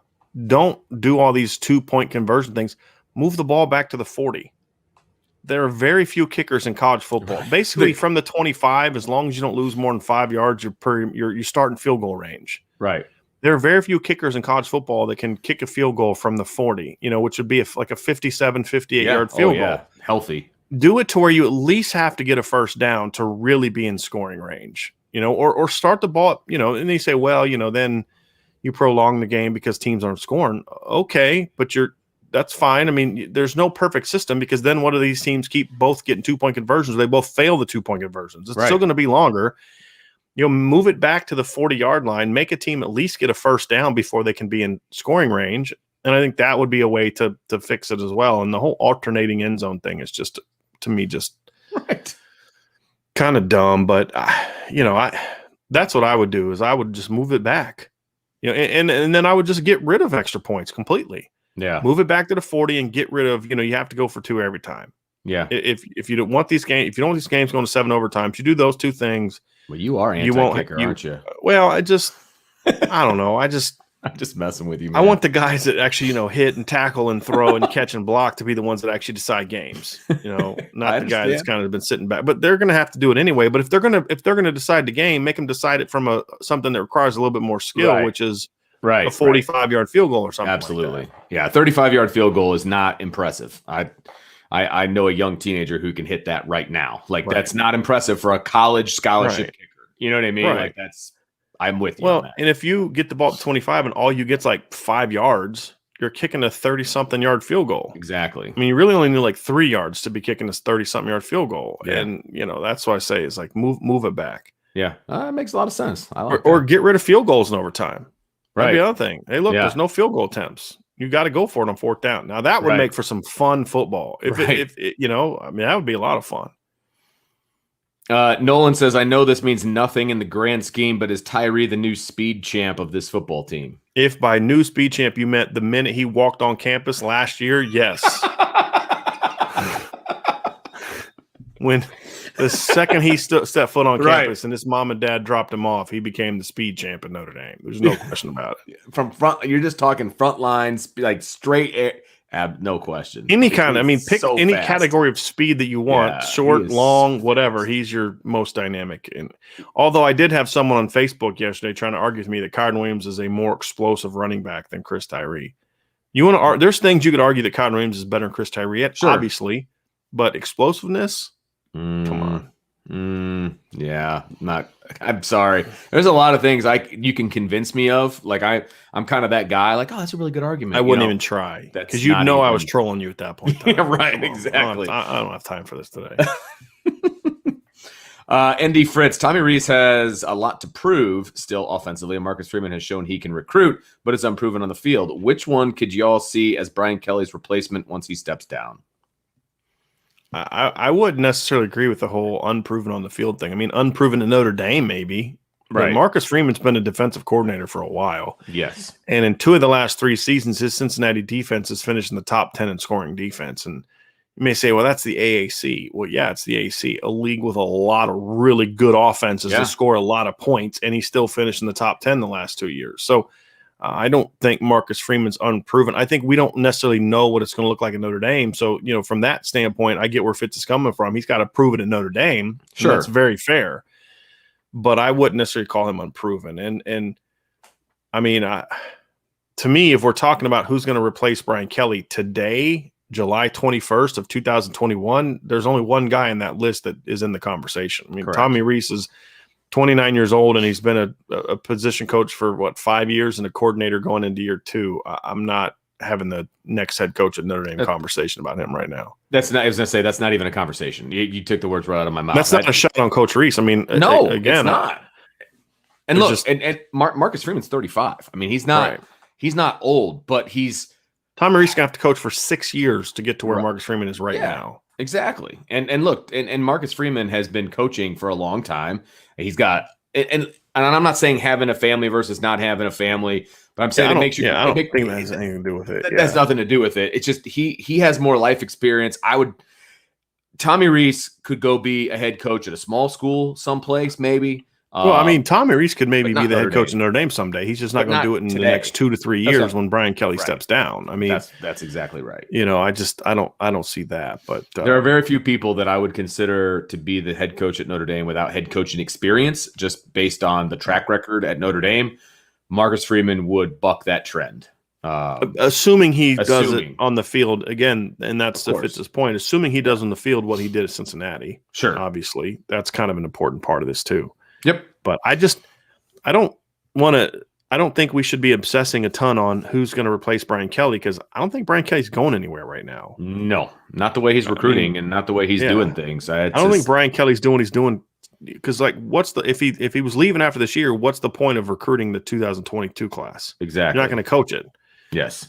So, he's not going anywhere right now. Chief Brody, I live for these shows, boys. Dreading the day here soon when they make us go back to the office and I'll have to miss the live shows. You and me both. I'm dreading going back. You got to find other ways around it, man. You got to get like some headphones, like some earbuds, something. Exactly. Got to figure it out. Brent Nichols says, I'm ready to see Audric Estime bang heads.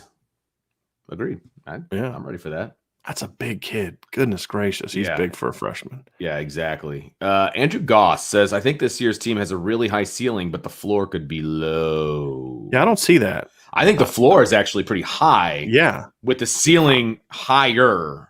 That's how I feel about this team. Yeah, I don't see this. I don't get where people talk about the floors being low. Yeah. And so, the offensive line, look, in 2018, Notre Dame had to replace Quentin Nelson, Mike McGlinchey, and after like 5 games, Alex Bars. And that team went 12-0. That offensive line in 2018 and 2019 was not good. And the 2019 offensive line, I would argue, was worse than the 2018 offensive line. Right. And they still went 11-2. Right. I don't get this. And people, they got a first-year quarterback. No, they have a new quarterback. He's not a first-year quarterback. Their quarterback that everyone's freaking out about that is a guy that won 10 games, completed almost 70% of his passes. And if you round up the way you do, he did complete 70% of his passes, had the highest quarterback rating at Wisconsin since Russell Wilson back in 2011, had the highest completion percentage of any quarterback at Wisconsin since Russell Wilson back in 2011, led them to 10 wins, went to Rose Bowl, and was a point away from beating Justin Herbert in Oregon in the Rose Bowl. Right, who was the rookie of the year in the NFL. Right. I mean, they have arguably the best 1-2 punch at running back in the country, and they got a ton of dudes coming back on defense. Why are people thinking this is going to be a 7-5, 8-4 football team? I don't get that. I think I think at worst this is a 9-4 football team. I don't understand. And look, the other thing too is the reason that I was so concerned about 2016 is because there were some serious problems within the program that were masked by having Jalen Smith and Will Fuller and guys like that. Vince, you remember this. In 2015, I was complaining about the strength program. And I kept telling people, like, look, you got Notre Dame players that were getting memberships to local gyms because they weren't allowed to go in the weight room. And because the strength serious? Yes. I was talking about this at the time. Like there were major problems going on in the program that were very deep. I knew that the Kaiser Malik Zaire, I knew that Kelly was going to start Kaiser, and I knew if he did, it was going to break that team apart. I kept warning people. I said on the Bill King show before that year, I said, look, Notre Dame's either going to be really good or they're going to implode. Because I knew that there were problems. At the first sign of adversity, this team was just going to break apart because there was no leadership because of what was going on at quarterback and because of what was happening with the defensive coordinator. This team doesn't have those problems. This team has leadership. Brian Kelly has brought in one of the very best strength and conditioning programs in the entire country. It is rolling. They're in reload mode. I just don't understand why everyone is thinking like they're going to take this big step back other than just we're listening to the national media too much, which is never a good idea. No. I saw a Fox Sports list the other day that had the 10 most explosive players in college football that did not have Barry Sanders, Bo Jackson, or Rocket Ismail on it. We should not be listening to the national media's opinion about anything. It's all for Right. clicks and for show. It is not real analysis anymore. It's not. You mentioned the UConn loss. John Rich says the friggin' UConn loss was my only live game at Notre Dame. That sucks. You know the first game I went to, the first Notre Dame game I attended was the 2007 Notre Dame USC game. Really? That was like 37-0. Yeah. They wore those ugly green jerseys. The ones from the Montana days. Yeah. Evan Sharpley did not play well that game. It was not good. It was not a good day. Did he play well in any game? He was 0 as a starter. That's your boy. I have no comment on that. I'm just saying. Hey, I'm reading stats, my friend. Okay. I'm just saying. Chief says, I used to be so afraid they would lose the first time I went as well. Nolan just joined the message board for the next year. My guy, nice. He says, sorry it took me so long, guys. Your dedication to this community is unrivaled, and the Notre Dame beat is full of great content creators, so that is no small task. He's right about that. Yeah, he's right about that. Great people out here, and I had a chance to mingle with some of them at basketball yesterday. It was really nice to actually see those guys in person for the first time in a long time. Nolan says, Swarbrick has made us all forget just how awful Kevin White was. I honestly thought he would be the guy to totally eliminate Notre Dame as a football power forever if he stayed much longer. Let me ask you a question. Okay. If you found out that there was this big SEC conspiracy to put Kevin White at Notre Dame to destroy the Notre Dame football team, right? Would it have looked any different? No, it would not have looked any different whatsoever. Yeah, exactly. But Jack Swarbrick is a breath of fresh air in comparison. Well, not even compare. I mean, he's been really good regardless. You're right. Yes. But then when you compare it to what it was, that's why I kind of always laughed. Like there have been people that have hammered Jack Swarbrick from the minute he got to Notre Dame, and like they'll pick apart everything he does, and it's just like, I just think you like complaining. Like I really do. Right. I know for a fact there's at least one side out there that will literally, if Brian Kelly wins a title, will somehow say, well, it doesn't mean as much because of something, this or that or the other thing, you know? Right. I just, I don't see that one. Great. It's just good stuff. Nicholas says, to follow up on the 2009 state of the program, did anybody think we would go 6-3 against Southern Cal? Realize it's not the McKay, et cetera, coach teams, but 6 wins in a decade is great. Yeah. I mean, look, USC hasn't been great in this decade. Right. But Notre Dame's beat some good USC teams. I mean, that 2017 team that Notre Dame absolutely curb stomped was like 11-3 that year. And I mean, one of their losses was to Ohio State, and they lost by 17. It was like 24-7. Notre Dame beat them by 5 touchdowns. I mean, that was a beatdown. So they've beaten some decent USC teams, but no, it hasn't been a great USC stretch. But Notre Dame's definitely has control of that series, and this year's going to be big because I think USC is going to be a little bit better than some people think. I think they will be too, but I still think Notre Dame's a better team. Oh gosh, yes, no question. But I've always felt, Vince, rivalry games, man, you got to throw out records. I mean, look, 2 years ago, Notre Dame's 11-0 and is fighting for a playoff berth, and USC's 5-6, and USC played them tough. Yeah, so rivalry games are always one. You can get that next one, Vince. Okay. D-Rock's, and I saw this on my watch a couple minutes ago. College Football News Tallahassee Democrat reported about 40 minutes ago that former Florida State coach Bobby Bowden has been diagnosed with a terminal medical condition. That's their words. That's why it's in quotes. Prayers to Coach Bowden and his family. Absolutely. No, you never want to see something like this go down. Yeah, I'm reading some stuff on it now. It's unfortunate. It really is. He's a legend. He's a Hall of Famer, and he's someone how I've old always he had. is currently? I can look it up. I mean, he's in his 80s. Okay. He's in his 80s. Okay. He's 91. Okay. Yeah. There you go. Yeah. 91. Woo. So he's lived a good life, and Yes. he took a program at Florida State that was nothing and turned it into something. And the thing I liked about him too, Vince, and I've said this before, Bobby Bowden did not build his program up playing a bunch of cupcakes. I mean, because they were an independent for a long time. Were they really? Yeah. When Notre Dame won the national title in 1988, Florida State was an independent. I did not realize that. Okay. Yeah. Florida State. Yeah. They didn't join the ACC for, I think, a couple years. I mean, they were pretty new in the ACC. So I'm actually look that up, see what year they actually joined the ACC. But, they would go play Ohio State. They'd play Notre Dame. They'd play Michigan. I think it was 93. Was it 93 when they won the title? I think they played Michigan that year. That's when they won the title. Yeah. Yeah. They didn't join the ACC till 1992. Really? Yeah. Yeah. I mean, back in 88, the number 1, 2, 3, and 5 ranked teams in the country that year were independents. Notre Dame was an independent. Miami was an independent. West Virginia was an independent. Florida State was an independent. And Penn State was an independent, although they weren't great in 1988. But they were an independent. But it was 88, I think, when Florida State played Michigan. I'm going to have to look that up. But, yeah, I mean, never was afraid to play tough teams. I was watching the U documentary the other day. You remember that? The first edition of the U? And that's one thing that you guys said, they hated of Florida State, but they said, we respected Florida State because they never took us off the schedule like Michigan did.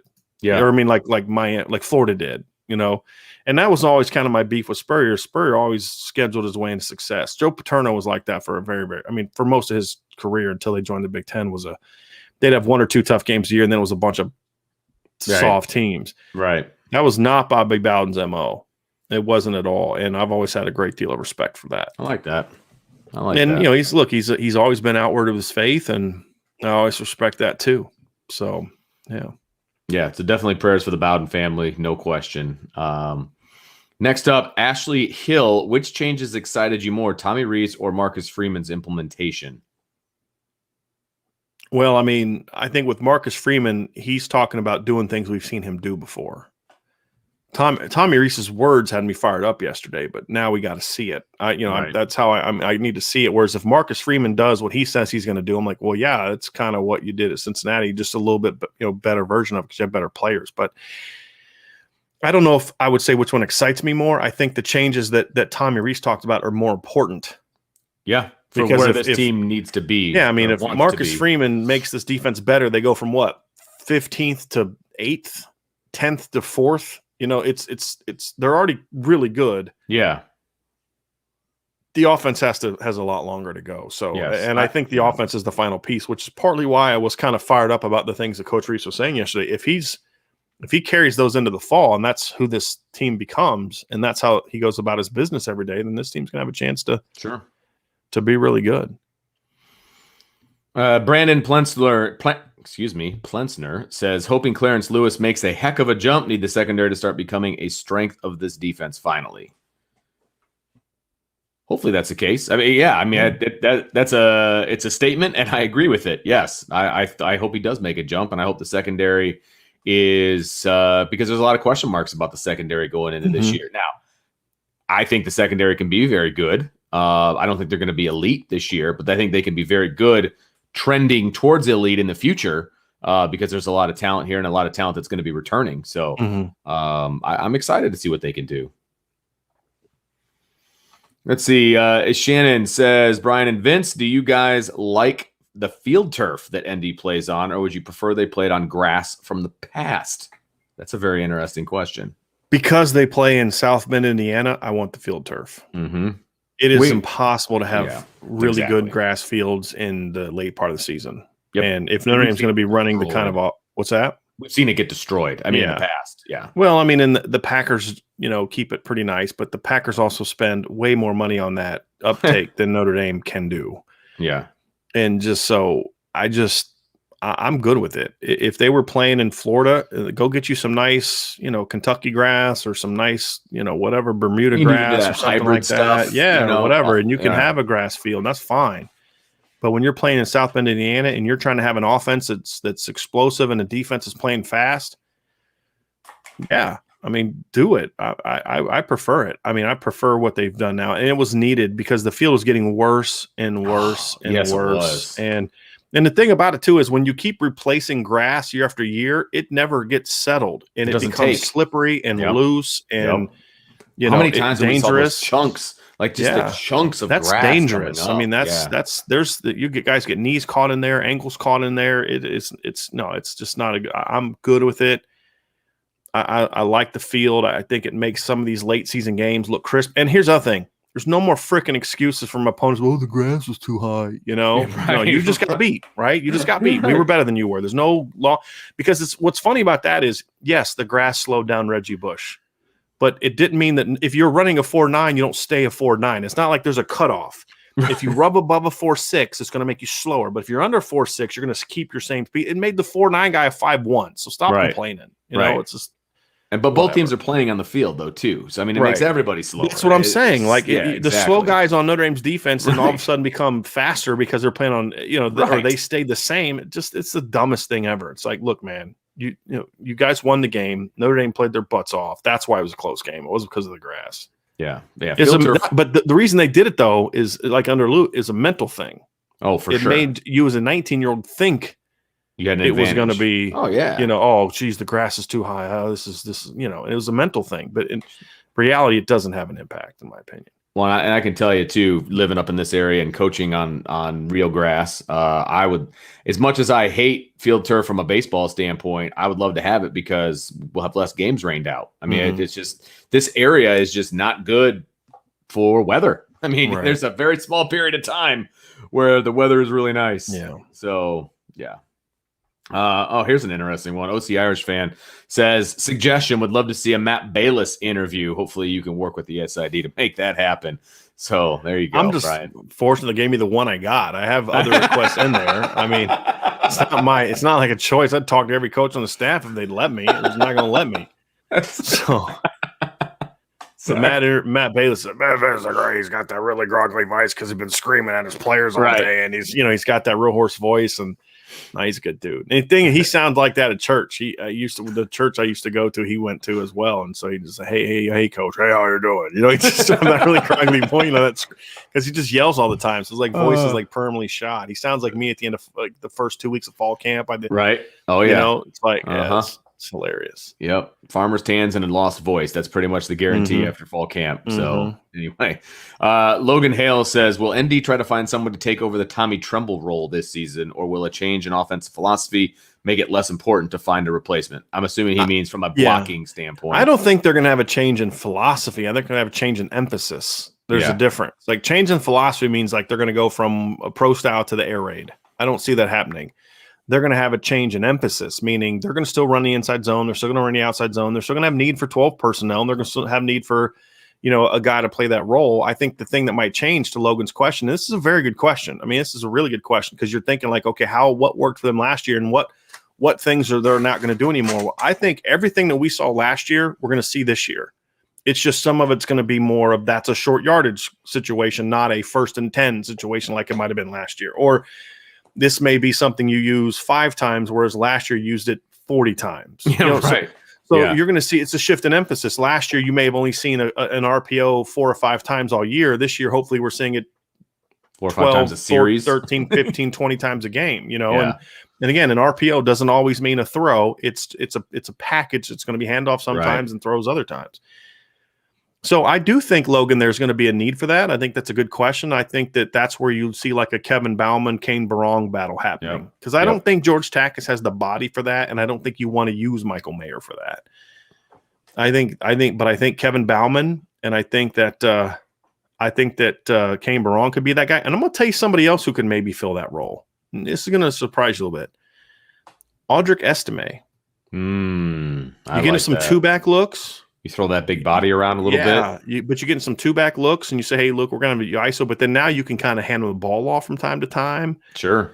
You know, you can get a little creative with it, throw him a I like that. screen. Maybe he's somebody that can do something like that. But I think primarily, first and foremost, it's going to be Bauman and Barong battling for that. If we see Estime in that role, come fall, Brian, then we know that Tommy is listening. So yes, that was my plan, right? That was the plan to say, okay, now if he talks about Audric being this at the next time we talk to him, then I know he's trolling me at this point in time. Okay. So I was kicking myself too. I was going to kind of get a joking question and like, okay, coach, when are we going to see Avery Davis in the backfield taking handoffs and running read zone with your backs? Right. So I was wondering, but I was like, no, we'll keep it professional. But if he brings up Estime being an H back, I know he's trolling us. At that That's a nice plant. Just plant it right there and see what happens. Yep. T McC says USC will be better than people think. They will play for the Pac-12 title. I have them doing that against Oregon. Yeah. And I'm going to release my top 25 this afternoon. Oh, my national top 25, and then over the next week, I'm going to only on the message. The top 25 is going to be a main article, but the rest of it, my conference picks are just going to be on the message board. But I have USC. I finished them up last night. I have USC and Oregon playing each other for the Pac-12 title. Nice. Not that I think USC is going to be a great team, but it's like who's going to beat them, right? Exactly. And yeah, they lost some guys, but it's like all of a sudden people forget that teams lose players every year. Right. And USC is not the only team that lost guys. And so, I think they're also going into year 2 of Todd Orlando's system. I think it's going to make them better, even though they lost some players. They also got some players coming back. So, yeah, it's going to be interesting. And if Team McC really wants to, endear himself to me, he would have said Southern Cal will be better than people think, and they'll play for the Pac-12 title. Always got to say Southern Cal. That's very important. Brandon wants to know, does BK have a say on what opponents are placed on future schedules? I think so. Yeah. I mean, so, yeah. I'm not saying he's out there determining it and telling Jack Swarbrick what to do, but I definitely think there's communication going on of, hey, here's something we'd like to do, or, hey, here's a setup. Hey, look, we've got to get rid of these 3 straight road games. We can't have that. There's certain things that Coach Kelly is going to have a say in, and hey, I'd really like to play so-and-so. And a lot of times it'll be coaches that'll kind of get together and say, hey, look, I'd really love to set something up with you. Let's get our ADs talking about it to figure out the logistics, because there's a lot that goes into playing those games. I mean, there's scheduling and sure. And I don't mean just scheduling of what your football schedule looks like, but hey, look, we've got to travel. We've got a traveling party we've got to take. We've got to do all what's the expenses? What are you paying us to come down there? And then what are we paying you in return? All these kind of things. Yep. There's a lot that goes into it that makes these a little bit difficult to measure. Yep, no question. Shannon says, worst home loss, ? 06 Michigan, when they hung 47 on us. My brother and I sat right behind the Michigan band, and they turned around to play their fight song to their fans right in our face. It was brutal. That was probably the most embarrassing home loss. Tulsa is still right up there for me. Navy 07 was pretty brutal. Yeah. Yeah. The thing about Tulsa, that was more of a name slap in the face. Tulsa was a 10-win team that year. I know, but it was the name. It was at home. Right, I get all that. But Notre Dame's in the first year of a new coach. They were terrible for 3 straight years. Tulsa was really good. Todd Graham was a really good football coach. He had NFL players on that team. It was a bad loss, don't get me wrong. But, to me, that wasn't even the worst loss of that season. Getting blown out by Navy was worse than that. It was a lot worse from that season. But I think the South Florida one to kick off the 2011 season might have been because they sucked. They were not good, and there was so much hope for that team too. Yeah, preseason top 20 team. Finished the year with 4 straight wins, beat a ranked Utah team, crushed Miami in the Sun Bowl, and had everybody coming back, and then they just laid an egg in the opener. Mm-hmm. Just knew it was going to be a long year. Chief Brody says, I played college soccer, and from that perspective, we always preferred real grass. The bounce of the ball is more natural, seems a little more live off the turf, not really an issue in football. You're 100% right. I've got a kid who plays soccer, and I've talked to many soccer people. They hate the artificial stuff because the ball bounces so high, it's hard to control, all that fun stuff. Hate it. But there are a lot of artificial turf up here because of the weather situation, and it just is what it is. So let's see, Brandon. His last couple. Okay, cool. He says, I love how Endy played the Halloween theme song every time Michael Mayer caught the ball last year. Brian and Vince, what song would you have be played every time you caught a ball or scored a touchdown at Notre Dame? I mean, the Superman theme song. I mean, come on. Oh, that's good. Oh, that's really good.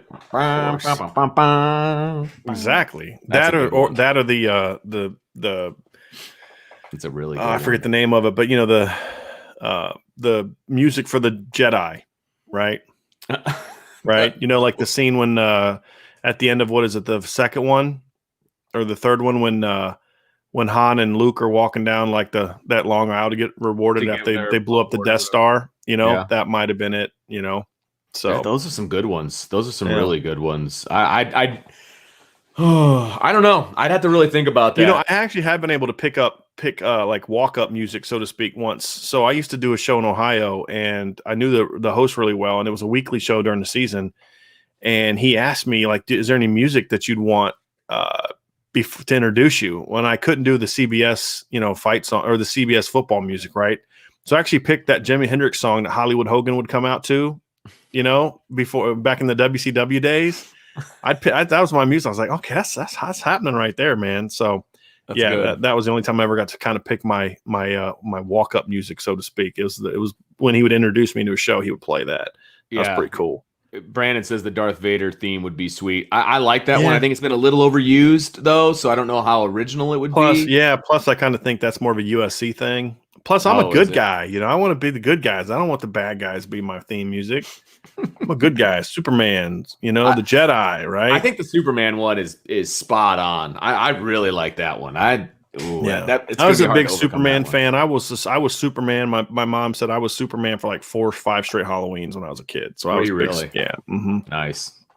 Let's just say Halloween wasn't the only time I wore my Superman costume. Let's just say that when I was a kid.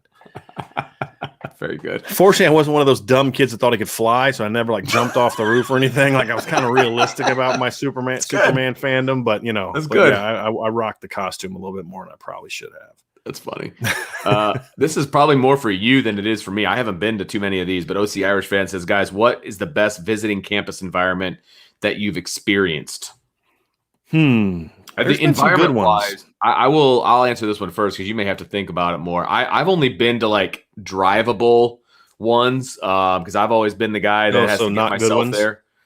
Exactly. So I've been to Michigan. I've been Michigan State, Purdue, that kind of stuff. Out of those, I mean, Michigan had a pretty good deal, a lot of tailgating and stuff like that. As much as I hate to give Michigan props for anything, I don't even remember a whole lot of tailgating going on at Michigan State. Or Purdue for that matter. And so I guess I'll say Michigan. But again, I have not been to a bunch of away games. That's really sad. I know it is. I'm with you. Yeah. It is sad. Yeah, John A1, man, appreciate the super chat. IB is awesome. I appreciate that very much. Hoping Lewis and Hart dominate this year. Me too. I do too. And it'll be a deep group of corners. I think we're going to see multiple guys play, but those two guys and I would add Tariq Bracy. They have to play well in my opinion.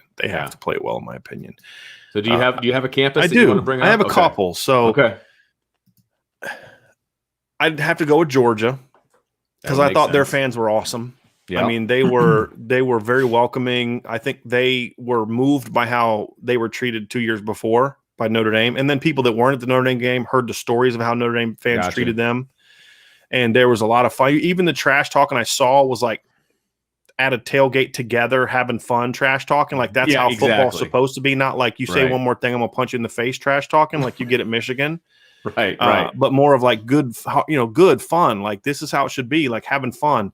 USC fans are a lot like that in the games I've gone to. It's just I think that area stinks. That's why in the Coliseum's kind of run down. Although that was the first time I stood in the Coliseum was a pretty cool experience because you think about this is where Super Bowl I was played. This is where an Olympics were held. You think of all the great Notre Dame games that have been played here. But overall, the experience was just okay. Yeah, I've heard Georgia's their press box is nasty. Like, gosh, rats! Like literally. Yeah. I haven't seen that, but it's not good. Last time we were there was, was it 18? And they were renovating it, so we were in like portable press box. Interesting. And so they're renovating the actual press box. But the asterisk I'd put by that is because Clemson and North Carolina supposedly have great game day experiences, but the 2 times I've been, it rained. it was raining hard at the Clemson game. And so right. it was actually pretty cool. I've never seen so many purple and orange tents in my life than when I was at the Clemson game. But they had all these, these things protecting from the rain, but you couldn't really see it because everything was kind of covered.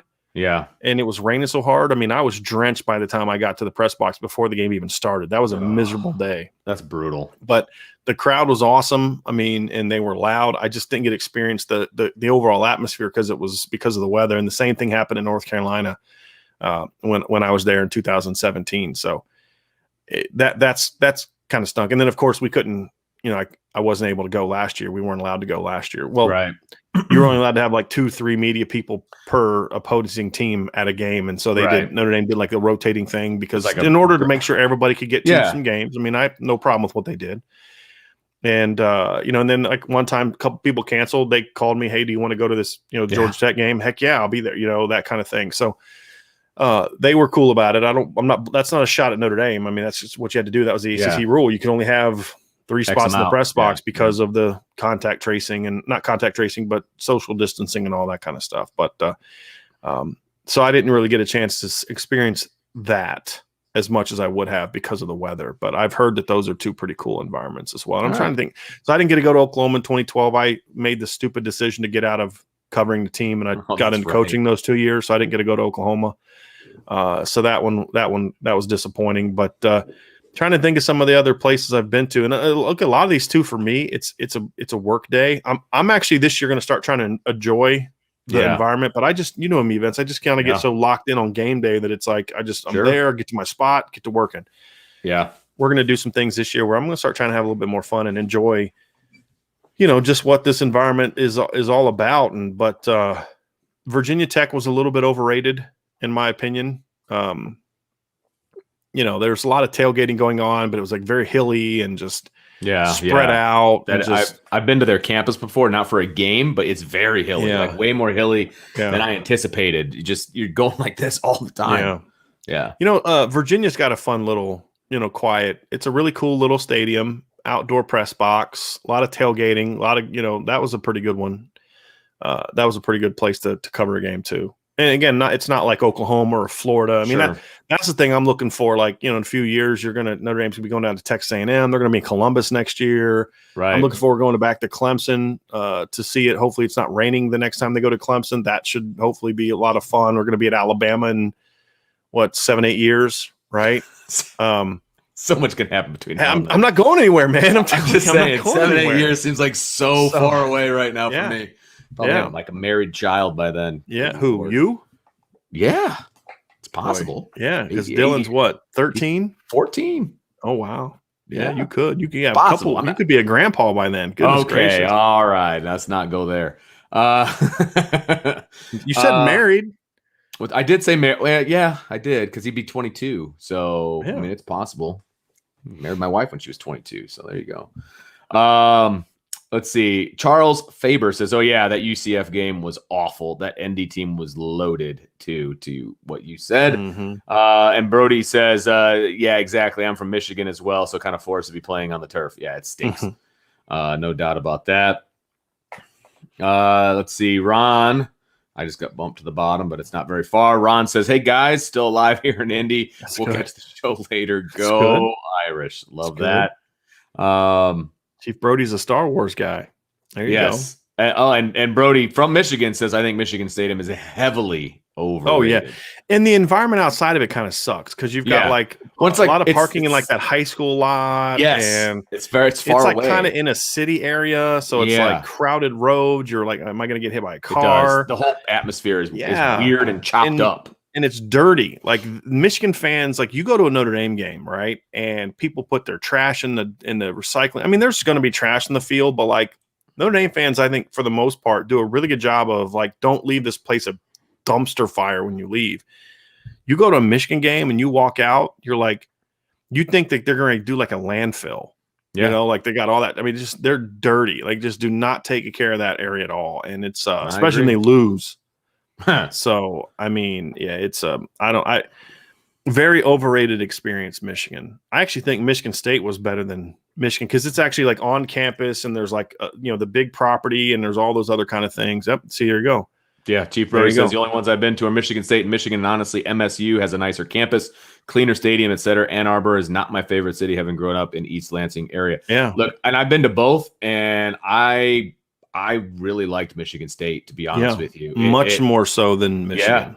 Yeah. And to be on their press box was awesome. Yeah, like really it was nice. One of those ones box that goes like from the 10 to the 10. Yeah. So like you had plenty of room. And it's high. It's really high. Yeah. I really nice eating areas, like good food. Like, and they actually had a concession stand in the press box, which is a phenomenal. Like, it's I know. Great idea, right? Like, so I mean, they gave us free food, right? We didn't always have to buy our food, but like you could go get popcorn or pretzel or candy or whatever else too. Which I enjoyed my time at Michigan State. I really did. Yep, I agree.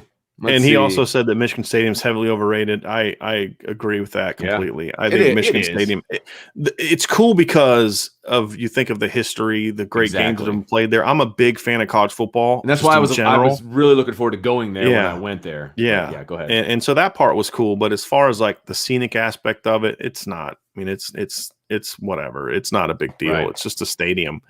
And and just that area is just not the greatest at all. Brandon says I would probably play Def Leppard, Pour Some Sugar on Me in order to get all the ladies going crazy in the stands, or some sort of 80s hair band. He's gonna walk in with like Whitesnake. That's great. That was a good one. That's a good one. That's a good one. Brandon's trying to get all the 50-year-old ladies like swooning over him. Woohoo! Def Leppard! Play some Bon Jovi or something. Right? Yeah, exactly. That's hilarious.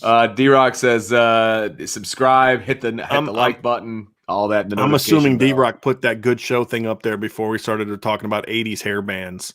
So. It's probably true. It's probably true. The Star Wars theme song and my narcissism of having Superman be the song I would walk up. I still think that's really good, though. I really like that because I just love that music, man. The music to the movie Superman was awesome. Yeah. It was awesome. Music to me can really make or break a movie. It really can. Like part of what made Office Space such a funny movie was the fact that it's like all these like really nerdy white dudes predominantly, and then this really nerdy I think he was an Indian or Pakistani guy, right? And like all the music. So when you think of that and you're like, okay, what's the music going to be like? It was all gangster rap, right? Like it was like, the scene where they're beating down the copier, they're playing like, damn, it feels good to be a gangster. It was so funny. And like that one dude at the beginning that was like playing, he's playing Scarface. And he's like rapping to it, and then like an old black guy walks by him, and he rolls his window up and turns the music way down. He's like he's afraid to do it. This is like every nerdy white dude that I ever met that like listened to rap music, like that's how they were. Like they were like hardcore until they actually were in the parts of town where they're uncomfortable, and there's like windows rolled up, great. Music down, 10 and 2. I mean, it just was really funny. But that music made that movie, in my opinion. Yeah, it just really added to it. And exactly. Yeah, it was awesome. There you go. Awesome. LMAO, Office Space is the best. Yes. Man. But like if you change that and put in like 1980s rock music into that movie, I don't think it feels the same. Yeah, I really don't. I think that music made it. I think that's the thing Star Wars, like that Imperial March. When you hear the Imperial March, every time Darth Vader steps on the scene, it's almost like that's partly why I liked wrestling so much during the Attitude Era. Because you're watching something, and then all of a sudden you hear the glass breaking, like, here comes Stone Cold. Or then you'd hear the Rock's music, and you're like, like that music just immediately, before you even see a person, that immediately just gets you fired up. And I think that's one of the things is to make a great movie great, you need a soundtrack that goes with it. Sure. You really do. I would arguably say the soundtrack to Rudy is more famous than the actual movie itself. Because I hear it all the time in other movies, like commercials, like it's all over the place, and that music is awesome. Yeah. To bring it back to Notre Dame thing. I when we would walk through campus when I was in college, and we would on a game day, we walked through campus, somebody would always have Rudy music playing like out their dorm window, at full blast. It's like it's game day. Okay, here we go. So there's that. Chief says I would avoid going to Ohio State away at all costs. Got no choice. You know what though? I would want to go just to experience it one time. You know what I mean? Just don't wear any Notre Dame gear. Ohio State fans are not nice. Yeah, that's fair. That's a good point. So, Wear but you'll neutral probably be colors. standing right next to me, so we'll probably figure that Oh, out. thanks. I'll be like, he's the fan. I'm just here. Yeah. Thanks a lot, buddy. Yeah, no Thanks problem. a lot. Jay says, thoughts on 247 bumping ND O-line commit Ashton Craig to a 4-star? I wouldn't do it yet. I'd wait to see senior film, but I don't have a problem with it. I mean, I think he's got a high ceiling. I laugh whenever guys get bumped up over the summer based on zero film, you know, Right. Like what did you see different? His senior season finished like 8 months ago, and now all of a sudden you're bumping him up based on what? Right. His work at a camp you didn't get to see, you know? I mean, so I just, I don't. Yep. Yeah.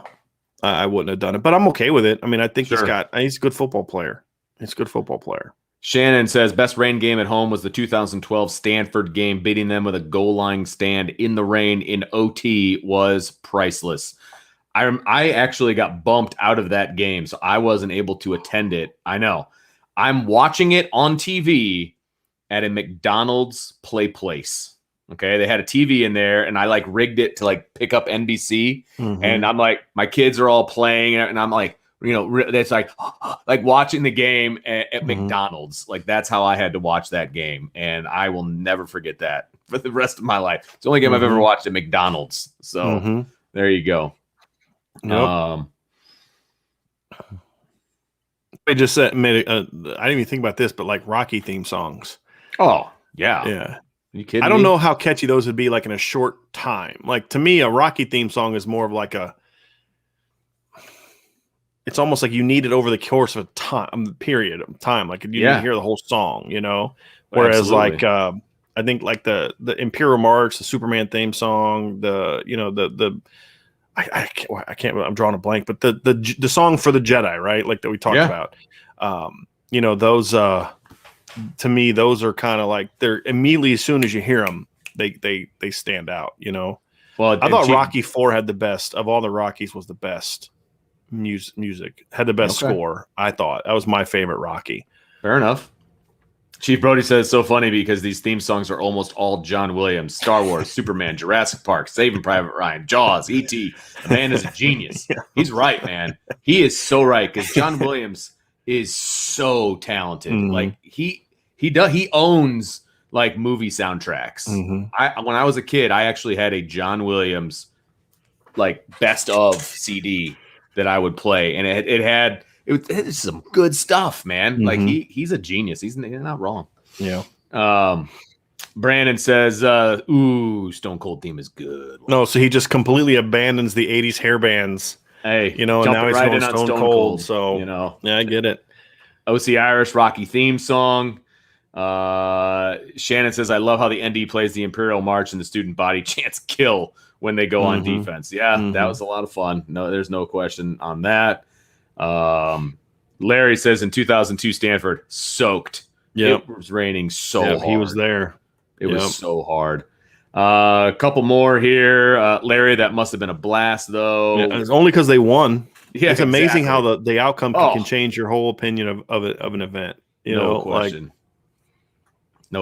And the final one here so far is John Williams with either George Lucas or Steven Spielberg is undefeated. No question. You put great movies with a great soundtrack. It's just like butter. Oh, a couple more just jumped in. Best rain game, 95 Southern Cal. Well, that would be before my time of going to games, really. So I don't know about that. I don't remember that game. Yeah. I really don't remember that game. Brandon says, I used to love adding songs in NCAA for every time you scored a touchdown, got a first down, sack, etc. Used to have some very inappropriate music playing that I'm sure I wouldn't be allowed in the stadium. I'm assuming he didn't play hairband songs when he was downloading music. It doesn't sound like it. Let's see here. Joseph says, drifted off while working, but best rain game was ND at Michigan State when we came back all the way with Brady Quinn. Oh, yeah. That was amazing. That's actually one of the ones I was at. So, yeah. That was one heck of it. Wasn't it like they were down 38-17 at one point in time, right? That was awesome. Yeah. Yeah, you didn't want to give Brady Quinn a chance to No, and he almost brought him back from a big deficit against Michigan State the year before too, and went to overtime and didn't get it done. But yeah, he was not a guy you wanted to give a chance in the second half. A gamer, man. When you had him on your squad, you knew. Yep. Nothing was ever over till it was over. So that's about it. Unless you want to hit some of these last few. There's about songs and let's see. Only song Notre Dame needs is Crazy Train, according to Charles Faber. I'm kind of over that one, to be honest with you. Yeah, that's getting – I agree with you. I mean, it was cool at first from the novelty of it, but like the actual song I've never been a huge fan of. Mace AK says, not the best game, but I was at the 2009 Navy game in Baltimore. Third quarter was a full-on shower. No rain in the forecast. My wife was not happy. Yeah. No. Because if it was me, I would have had to really talk her into coming in the first place. Yeah. And then if she looked like a drowned rat after it was over, that would not have been. Wouldn't have been happy. And wouldn't have cared if they won or lost. No. Mine would have. Mine would not. My wife would have cared if they won. Because I've told you the story about the Duke game, right? When we were dating. Oh, yeah. Yeah. That was like the Duke first game. One you went to, wasn't it? Or something like that? Yeah. It was the second Notre Dame game I ever went to. First season. Because I went to USC game before. But it was wet, cold, and I looked at her and I'm like, she's probably miserable. She's never going to want to be with me after this. And I said, hey, you ready to go? Notre Dame had just gone up 28-7. She goes, look at me. What are you, nuts? There's 5 minutes left in the game. I was like, yep. She's a keeper. She's a keeper. I would, if it was really a thing back then, I would have started Amazon shopping for a wedding ring at the time. But be like, I'm busy over here. I can look something up. Let's see here. Nolan says, imagine how good that 2005 team could have been with any form of defense. Yeah, that 05 defense was okay. I mean, I think it would have been better if Chris Fromm didn't get hurt, and that I think that would have helped them a little bit. But yeah, it wasn't a great defense. But and that's the thing is, like, if you look at some of the offenses that Charlie had, if he would have been able to develop defenses the way that Brian Kelly has, I mean, look, if you think about it, with the exception of 2015. Every great Notre Dame team Brian Kelly's had has been fueled by a great defense. The only team that really had a really good offense was the 15 team. And so you look at it and say, boy, if some of these teams could have had the defenses that Clark Lee and Marcus Freeman, or hopefully Marcus Freeman, that Bob Diaco built, it'd be some really good football teams. Yeah, no doubt. Shannon says how TJ Jones caught that pass by Tommy Rees in OT still blows me away. That pass was so far behind him. Great catch. And touchdown. Larry says Theismann, 526 yards in the rain at USC, 4 interceptions. Loss. Yards don't always tell the story. Yeah, interceptions will do that. You skipped right over Brandon's Tupac song. He's got a new theme song. He's got two of America's Most Wanted. So one he did with Snoop when he went on his West Coast change that he did late in his life. Yes. Ty B says, worst rain game for me was the 08 BC game. I purchased the wrong sideline tickets. ND lost. I was with my dad, and fans still tried to fight me. BC fans aren't my favorite. No. They have an inferiority complex. Big time. They're definitely got that little brother issue. Yeah. Ashley Hill says, my first Notre Dame game, I stuck into Notre Dame versus Arizona. Blair Keel at quarterback. I love what Reese was saying. It was everything you've been saying, but both sides of the ball is going to be totally different. I hope he's right. I really do. That's the thing is, I'm a show me guy, but and the thing that makes me, the thing that kind of brought me back from, okay, he's not trolling us, is the fact that we saw a lot of that stuff in the spring, and then we're hearing from sources about that stuff. But yeah, in the back of my mind, I'm like, I want to see if he actually does it or if he just was messing with me. Right. So. Exactly. Domer Grizz, 2011 South Florida, 2 lightning delays that required evacuating the stadium. Also 2 Notre Dame fumbles returned for USF touchdowns, right? Coincidence? And he said, we ended up leaving early. The second stadium evacuation, only game I've ever left early. That was a miserable experience. You at that one? Uh-huh. Okay, I was too, and that was horrible. That was the longest day of my life. Like that was. And it started off so well. Because Dane hit, I think it was TJ Jones with a short pass. He turned into a big gain. They got the ball all the way down to the 1 yard line. And Notre Dame comes out with this new formation. You had Manti on it, and Ethan Johnson on it. Remember that? And they lined up at the 1 yard line, and freaking Jonas Gray gets stripped, and they run it back, and you're like, uh-oh. This isn't going to be good. It was with the 2 delays, and that was the worst game. It was a rough it was day. So bad. And then, of course, a loss on top of it. Like that. doesn't add to the excitement of that game. Finally, Tommy Rees doesn't get enough appreciation for that Stanford game, though. Coming in that late in the game for OT was wild. I'm not going to lie. He's right on that, because sometimes I even forget that Tommy was in that game. Because I remember like that pass that ever threw to Tyler Eifert for the touchdown. You remember that? And a lot of times I forget that Tommy was in that game. I really do. And not on purpose. I mean, he's the closer. I mean, he's the one that threw that touchdown in overtime after Everett got knocked out. I completely forgot about it. I forget about that often. So Chief Brody's right. He doesn't get enough credit for that, in my opinion. At least for me. Yeah. He doesn't get enough credit from it. Yep. Charles says we never saw that formation again. And shouldn't have. No way. Probably shouldn't have seen it the first time. But that's a no way. Conversation. Larry says, I was at Michigan versus Ohio State the day Woody broke the sideline markers. Obvious pass interference not called on Michigan. And that guy was a maniac, right? Like, I know he won a lot of championships, but he was a nut job. Right. Like, he really was. Like, there was something wrong with that guy. Yeah. Like, I'm sorry. Like, I never was a huge Bo Schembechler fan, but I thought he was at least a, normal person. Yeah. Just, But that Woody Hayes, man, I've never ever been a fan of Woody Hayes. And the whole was it him that came up with the 3 yard in a cloud of dust? I think that's attributed to him, which is like the dumbest thing ever, because it gets you to 4th and 1. I mean, well, if you get 3 yards every time, I mean, but it doesn't even get you. I mean, it doesn't even get you first down. I'm looking it up to see if he was the one. Is Woody Hayes, 1957. It just never made sense to me, because I'm like, what, you want to be in 4th and 1 all the time? It just seems dumb. So it doesn't even make any sense. Like, do the math. Like, it just doesn't make any sense. Like, doesn't get you first down, man. Do math. At least say 4 yards in a cloud of dust. At least you're converting the chains on 3rd down. Like, what kind of nonsense is that? Didn't make any sense. But, he wasn't a normal human being, so it wouldn't make a lot of sense. That's awesome. All right, last one. Daniel. Daniel said, and he's right. He goes, I might be Notre Dame's bad luck charm. I was at 07 Air Force, 08 Syracuse, 10 Tulsa, and 2019 Pitt. Okay, so Daniel's never allowed to come back. Never.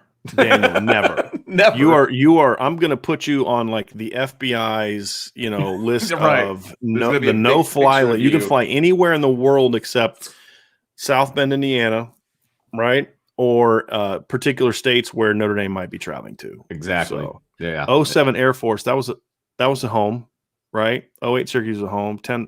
So those are all home games too. Mm-hmm. I mean, 2019 Pitt. Do you think 2018 Pitt or 2009 Pitt? Trying to see. Maybe it's 2009 Pitt. But that was either way. Daniel's not allowed at games anymore. Right. Nope. You're only allowed to watch from home, my friend. I hate to do it to you, but right. Yeah. Just you get to be one of the many on NBC. We need to pick a game like he's only allowed to come to. Like, okay, you can only come if they're playing a MAC team. Right. And then we'll really see if he's a jinx. Because maybe that might break the curse, right? Like if he comes when they're going to play like, Ball State or so. Although I was going to say, hold on. Ball State is an example. One of my former players as an offensive lineman almost scored a touchdown in that game. So he's talking about the 2018 Pitt game, the close win over Pitt in 18. So I can only imagine what he was thinking too. Like after all the losses he's seen and like Notre Dame's undefeated and Pitt's not good. And you're like, seriously? I am a jinx. You got just like probably hating himself the whole game until Tommy hit that, or until Ian hit that post route to Miles Boykin, I'd imagine. Yeah. So we've officially gone off the rails here on the Irish Breakdown podcast, but it's been fun. Yeah, it has. A little bit off topic today, but I'm glad it was a lot of fun. Anytime you start talking about Office Space and Superman theme song, and Rocky and Tupac, I mean, we've hit some of all my favorite topics. Woody Hayes being a maniac. Yeah, exactly. You've hit on a lot of my favorite topics today. So this is what makes it fun. This is what makes these live shows a lot of fun. So I appreciate everybody chiming in. That's good stuff. Oh, and I kind of felt that way too. Chief Brody just brought up the 2012 Pitt game. That was the only Notre Dame game I went to that season. Was it really? So like the first 2 years I covered Notre Dame, went 8-5 and 8-5. You look at the first two games I went to, 07 USC, they got killed.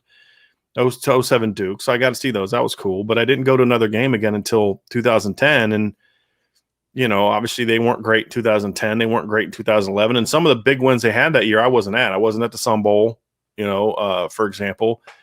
And then I I don't cover the team in 2012. They are undefeated. And then, we were on a bye the week of the Pitt game. So I got tickets, brought my wife and my in-laws to the game. And I'm like, they're getting beat. They're down like, what was it, like 17-3 or something like that. And 17-7. And I'm like, I'm a jinx. I'm totally a jinx. But when they missed that field goal in overtime, that chip shot field goal in overtime, I was like, okay, I'm not a jinx. They got this. And then they didn't call the two, and I didn't see it at the time. I didn't see it until afterwards. With the same number? Yeah, Bennett Jackson, Chris Brown, right? Yeah. And they didn't call it. I was like, yeah, I'm not a jinx anymore. You know what? From a referee's perspective, how often are they looking at numbers to see if there's repeat numbers? You know what I mean? Like they just assume that special teams coaches aren't stupid. Yes, that too. Yeah. Right. Yes. Agreed. Yeah. Oh, that's good stuff. Yeah. Eric 1863 has a first game thing down there, Vince. Oh, I see it. Yep. He goes, my first game was 2017 USC. Such a great game. Going to try to get that's a great first game to be at. That's where they took Sam Darnold out to the woodshed, wasn't it? Oh, yeah. That's where I lost all respect for Sam Darnold, and I still have none for him. So I got some redemption for my dad. The first Notre Dame game I was at, I said was 07 USC, and that was my dad's first game too. It was the first game we ever went to. It was together, which was pretty cool. But I got my parents' tickets. A friend of mine gave me his tickets for. He's in that really like nice fancy area, where people that make a lot more money than I make are in. And they get the free food and all that stuff back there. And so he got my dad tickets to that game. So my dad actually got to watch that game in that area, I believe. So my dad's now seen a couple USC games since then, and they've both. I think he was also at the 20. I think he was at the 2015. No, I don't know. He wasn't at the 2015 game. Maybe it's 2019 game, but he's been now a couple. And the last USC game my dad went to. My dad's a huge Chicago fan. The band Chicago. Yep. And Chicago played at halftime. And I was like, yeah, Dad. Yeah, I knew that was going to happen. Totally planned. It's the reason I got you tickets. Why else would I get you tickets to this game? Had no clue Chicago was playing that day. That's great. I had no idea. That's awesome. But I had to play it up like, oh, he's listening to this podcast. I probably should shut my mouth. But sorry, Dad. Didn't know that they were actually playing that day. My bad. I do have to put this one up. Eric 1863 says I had to watch the 2014 Stanford game at a wedding and jumped up and screamed during the father-daughter dance of the wedding on that play. Still feel bad about it. So you're talking about the play where Everett hit Ben Koyak? Yeah, they were talking about the Golden to Koyak. Also a wet Stanford game. Yep. Yeah, that was such a horrible game until the end. Right, it really was. Oh, that's great. There's no emotion. There's a couple others. Mike Padone, the 1970 Indy versus the Scum. Joe passed for 526 yards in a downpour. And then Larry says, my first 3 years at Notre Dame, we lost to Mike Phipps, either first or second game.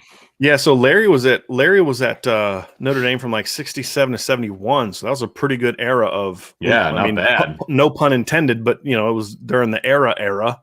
But so he was there during a good. They didn't lose a whole lot of games when Larry was at Notre Dame. Not so much. David Jones is chiming in about Ohio State. Yeah, because I live about 15 minutes from the OSU campus in Columbus, and the arrogance is nauseating in Suckeyes country. Yeah, they're obnoxious when Ohio State's average. Yes, when Ohio State's good, they're unbearable. Right. You can only imagine what they're going to be the opening game of next year. Like, they haven't even had a chance to put anything on the field. And they hate Notre Dame. Like, Ohio State fans hate Notre Dame. There's like some weird. I'm like, you've like played Notre Dame like twice in the last 50 years, like 3 times in the last 50 years. Like, what exactly is your problem? Well, they've played 4 times in my life, right? Yeah. They played in 95 and 96 in a home and home, and then they've played in 2 bowl games, right? 05 and 2015. It's like, how do you even care? Like, they're not even on your radar. Right. Like, why don't you go worry about Purdue or something? Like, what is your problem?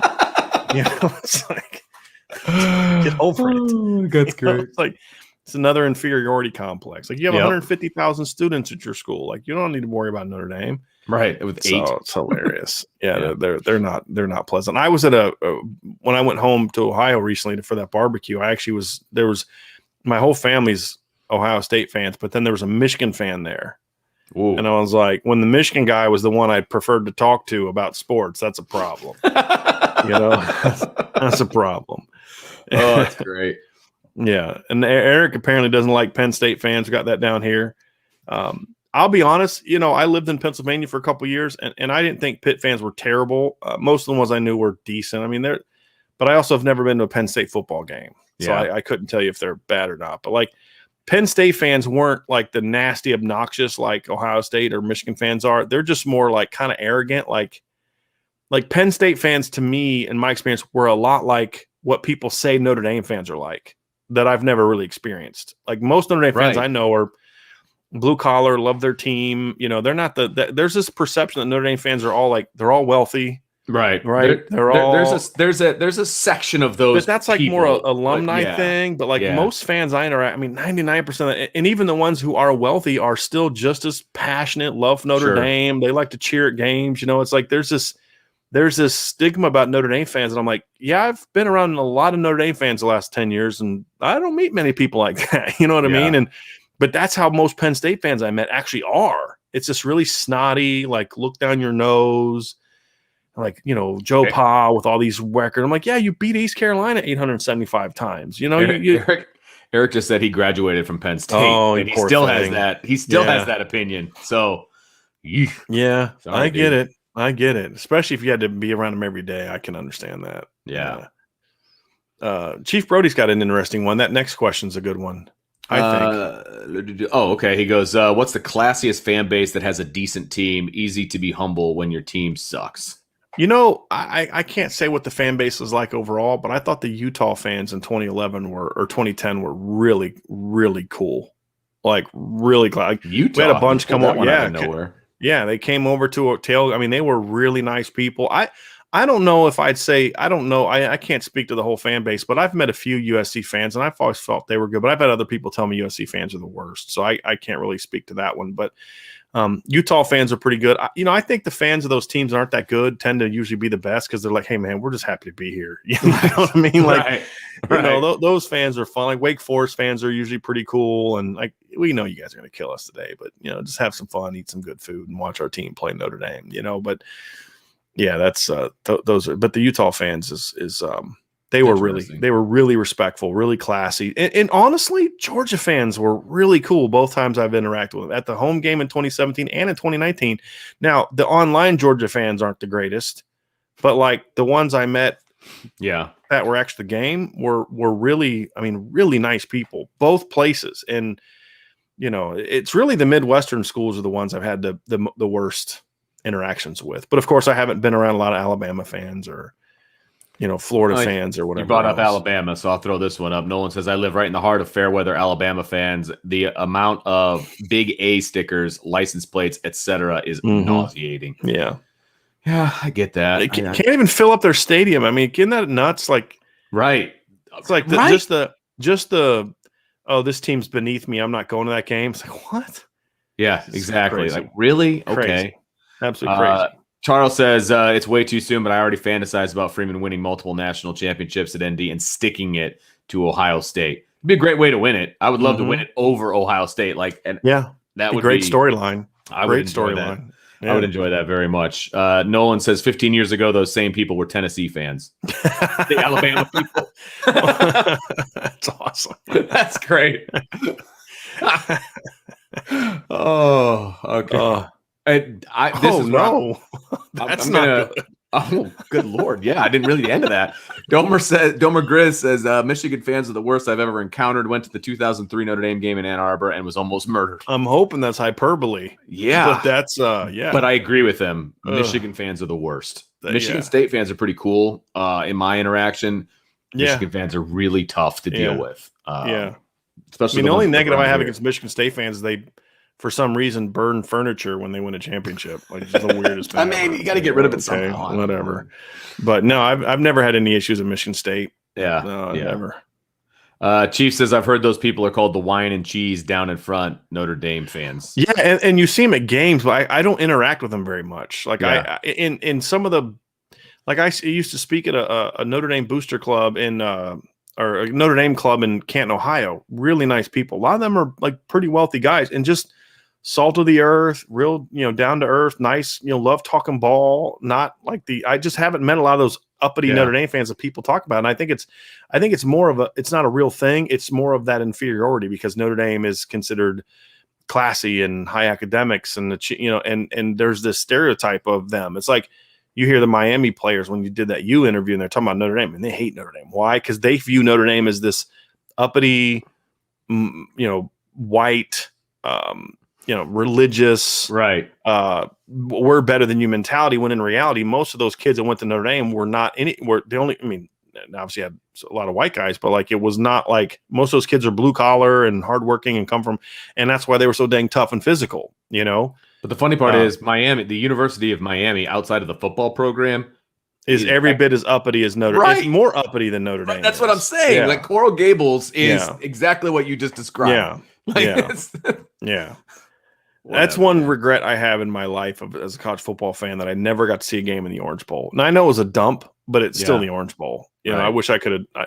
Watching that game in Miami in 17 in Hard Rock Stadium was just like, it was like a neutral site game almost. Like, it would just, they weren't even like their home field. I just don't see how a major program cannot have a home stadium that's like theirs. It's just wild to me. Maybe all that money that Booster's given to the players he should get some of those guys. Hey, how about you build a stadium that's like actually near your campus? It's ridiculous. Yep. Let's see. A lot of people with their descriptions of other fans in through here. Brandon says dislike Michigan, Ohio State, Southern Cal. Penn State fans, most hated teams is a little different, but you definitely know Michigan and Ohio State are in there. Nolan says my buddy is a hardcore Utah fan, and he's one of the best dudes in the world. Yep. And he goes, as long as you're not a BYU fan. Which makes a lot of sense. That's true of everybody. Like, hey, we're really classy. We're really nice people until we play our insert name of rival, Right. And then it's, then it's Warriors come out and play. You know what I mean? Right. Like, it's just like it. That's great. Brandon says Florida State fans have been surprisingly nice and fun. However, every time I've hung out with them, it's been when they've stunk. So that's true. That is part of it. Yeah. That's definitely part of it. Domer Gris says it's not hyperbole. Someone threw a full tall boy beer can at us from the balcony of a fraternity house. If it had hit us in the head, we would have died. Wow. That is terrible. Wow. That's nuts. Not surprising for Michigan. No, it's really not. Wow, that's crazy. Chief says Michigan State fans are okay right now because they suck. If they were decent again, they'd be almost as annoying as Michigan. Well, I mean, maybe, but the times I've gone, they were pretty good. Right. I mean, they were pretty good in 2017. I was there for the 2010 game. I mean, I've been there a couple times, and they were supposed to be pretty good, and they were good. I mean, they were cool. Right. But again, that's visiting for game day. That's maybe different than being around them on a daily basis. And yeah. I mean, that's where my disdain for Ohio State comes from. It's not going to a game; it's being around them all the time and seeing the obnoxiousness of it. And it's not good. Let's see. Zachary says my walkout music would be Baby Shark. Get all those 2-year-olds pumped. Oh my goodness, that's funny. Mace AK says when we went to a game at Illinois in the 90s, and the fans weren't bad until scores went out over the PA. When Notre Dame was mentioned, all you could hear were loud boos. I've never really understood why. Big Ten sucks. Like Notre Dame and Illinois have like no football history whatsoever. Zero. It's just it's like that expression, they hate us because they ain't us. I mean, that's really what it boils down to. Exactly. I mean, they're exactly. It's like, why do you hate Notre Dame? You've never even played Notre Dame before. Right. Like it's like you weren't even born the last time these teams played. But it's not fair that they get their own TV deal. Well, they get their own TV deal because they earned a TV deal. You know what I mean? Like, don't be mad because your program is mediocre. Like, strive for greatness. Right. It's hilarious. Exactly. It's hilarious. Robert Jaworski says, I took my youngest son to his first night game versus Florida State when Winbush was quarterback. We sat behind some FSU fans, super nice to me and my son. It was funny, though. It was 32 degrees, and they were dressed for 80. I imagine they were freezing by the end of the night. Oh, usually it's the other way around. That could be one of those ones where they were that way because they knew where they were about to get curb stomped. I mean, so they were just happy to be there. You know, I mean, that was one of those times where say maybe they weren't as fired up to what the other guy said, because I mean that Florida State team was not very good. And they knew they were going to lose that game. Right. But I'll say this: we've had a couple Florida State fans join our chat, and interact, and they've been really cool. I mean, then of course we had a couple Georgia fans jump in, and other than Ladarius, we've had one Alabama fan join the show. He hasn't been in for a while, but we've had one Alabama fan join the show. He's been really cool. But yeah, the other Bama fans that have jumped in, it's like, okay, block, you're out of here. Right. You know, what we need today. Yeah. Yeah. Because if you know me, I got no problem blocking somebody. I'll block you on Twitter. I'll block you. I don't care. If you're going to be a jerk and call names and act like a child, I don't have. There's nothing that says I have to put up with you. So nope. No, out of not. here. No. So, last one at the I got moment. no problem doing that. Tommy Gunn says, I don't get all the Star Wars references. Never been much of a Trekkie. You're mixing. Ban him. Speaking of blocking people from the channel, Jeez. Tommy is out. Jeez, you're messing up your genres. Come on, man. I've never been much of a Trekkie either. Has nothing to do with the first part of your comment, but whatever works. All right, I think that's going to do it for this edition of the Daily Mailbag. Thanks, guys. Obviously, we were way off topic, but sometimes those days are the fun days, so I appreciate it. It's true. It's true. And our numbers are better now than they were 45 minutes ago. I know, right? Shannon says, I thought Brian said the last question about 45 minutes ago, and we're still going. Love it. D-Rock has one. Try sitting in the LSU section and try to carry on a conversation with them. I have never been to an LSU game. No, me neither. I've been to the 2 Notre Dame versus LSU games, but didn't interact with any LSU fans. I've heard that is a brutal place to go to a game if you're from another team. I've heard you're going to have racial epithets thrown at you. You're going to have beer poured on. I've heard it is awful for opposing fans and stuff. Now, I don't know if it's still like that, but yeah, I heard it was really bad. Like really bad. Like you don't want to go there. I had a place like I'm going to go to an LSU game because I think it'd be a cool place to watch a game. Tiger Stadium, whatever the case may be. Yeah, right. I said, yeah. I just said to this guy because he was a Michigan fan. I said, don't wear colors of the opposing team. Like just wear an LSU jersey and pretend, just go Tigers. Pretend that you're an LSU fan. It's for your own good. But I've never been. I'm just hearing stories. I have some friends that have gone, and I had some former family that were down there, married into the family, no longer married into the family, down from Louisiana, and they would be like, yeah, it's pretty. And the one guy's like, he took pride, like, oh yeah, we do this to. I'm like, okay, it's sports, dude. Pride for that? That's terrible, man. Again, no longer in the family, okay, right? I mean, exactly. Yeah, right, but good point. Good point. I've heard that's a bad one, a bad place to watch a game. I'm going to flow through some of these. Chief says, wow, ban my guy Tommy for that one? Yeah. No, he's saying, we need to ban my guy Tommy for that one. Got it. I think so, yes. It's all, it's all in that. Brandon says, whoa. Trekkie and Star Wars, completely different. Yeah. Yeah, exactly. Yeah.